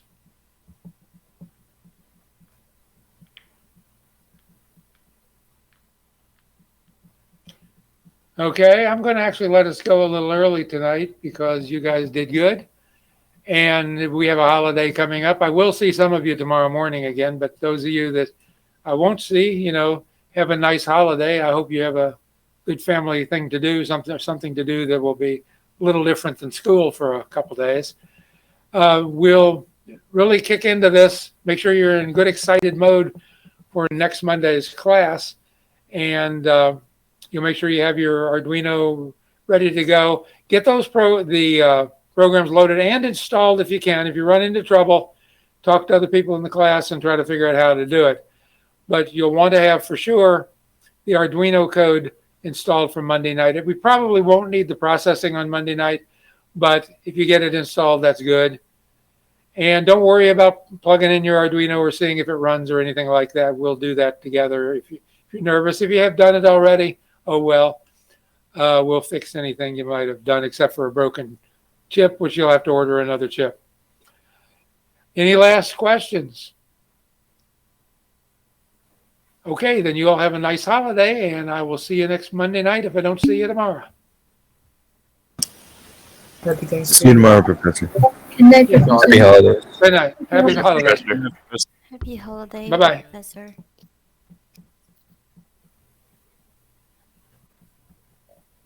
Good night. Have a nice holiday. Professor, Yes, sir. I was just gonna ask, when you're gonna upload test 2 grades. Just wondering. I'll probably finish grading them over the weekends, probably next week sometime. Oh, okay. I thought you already.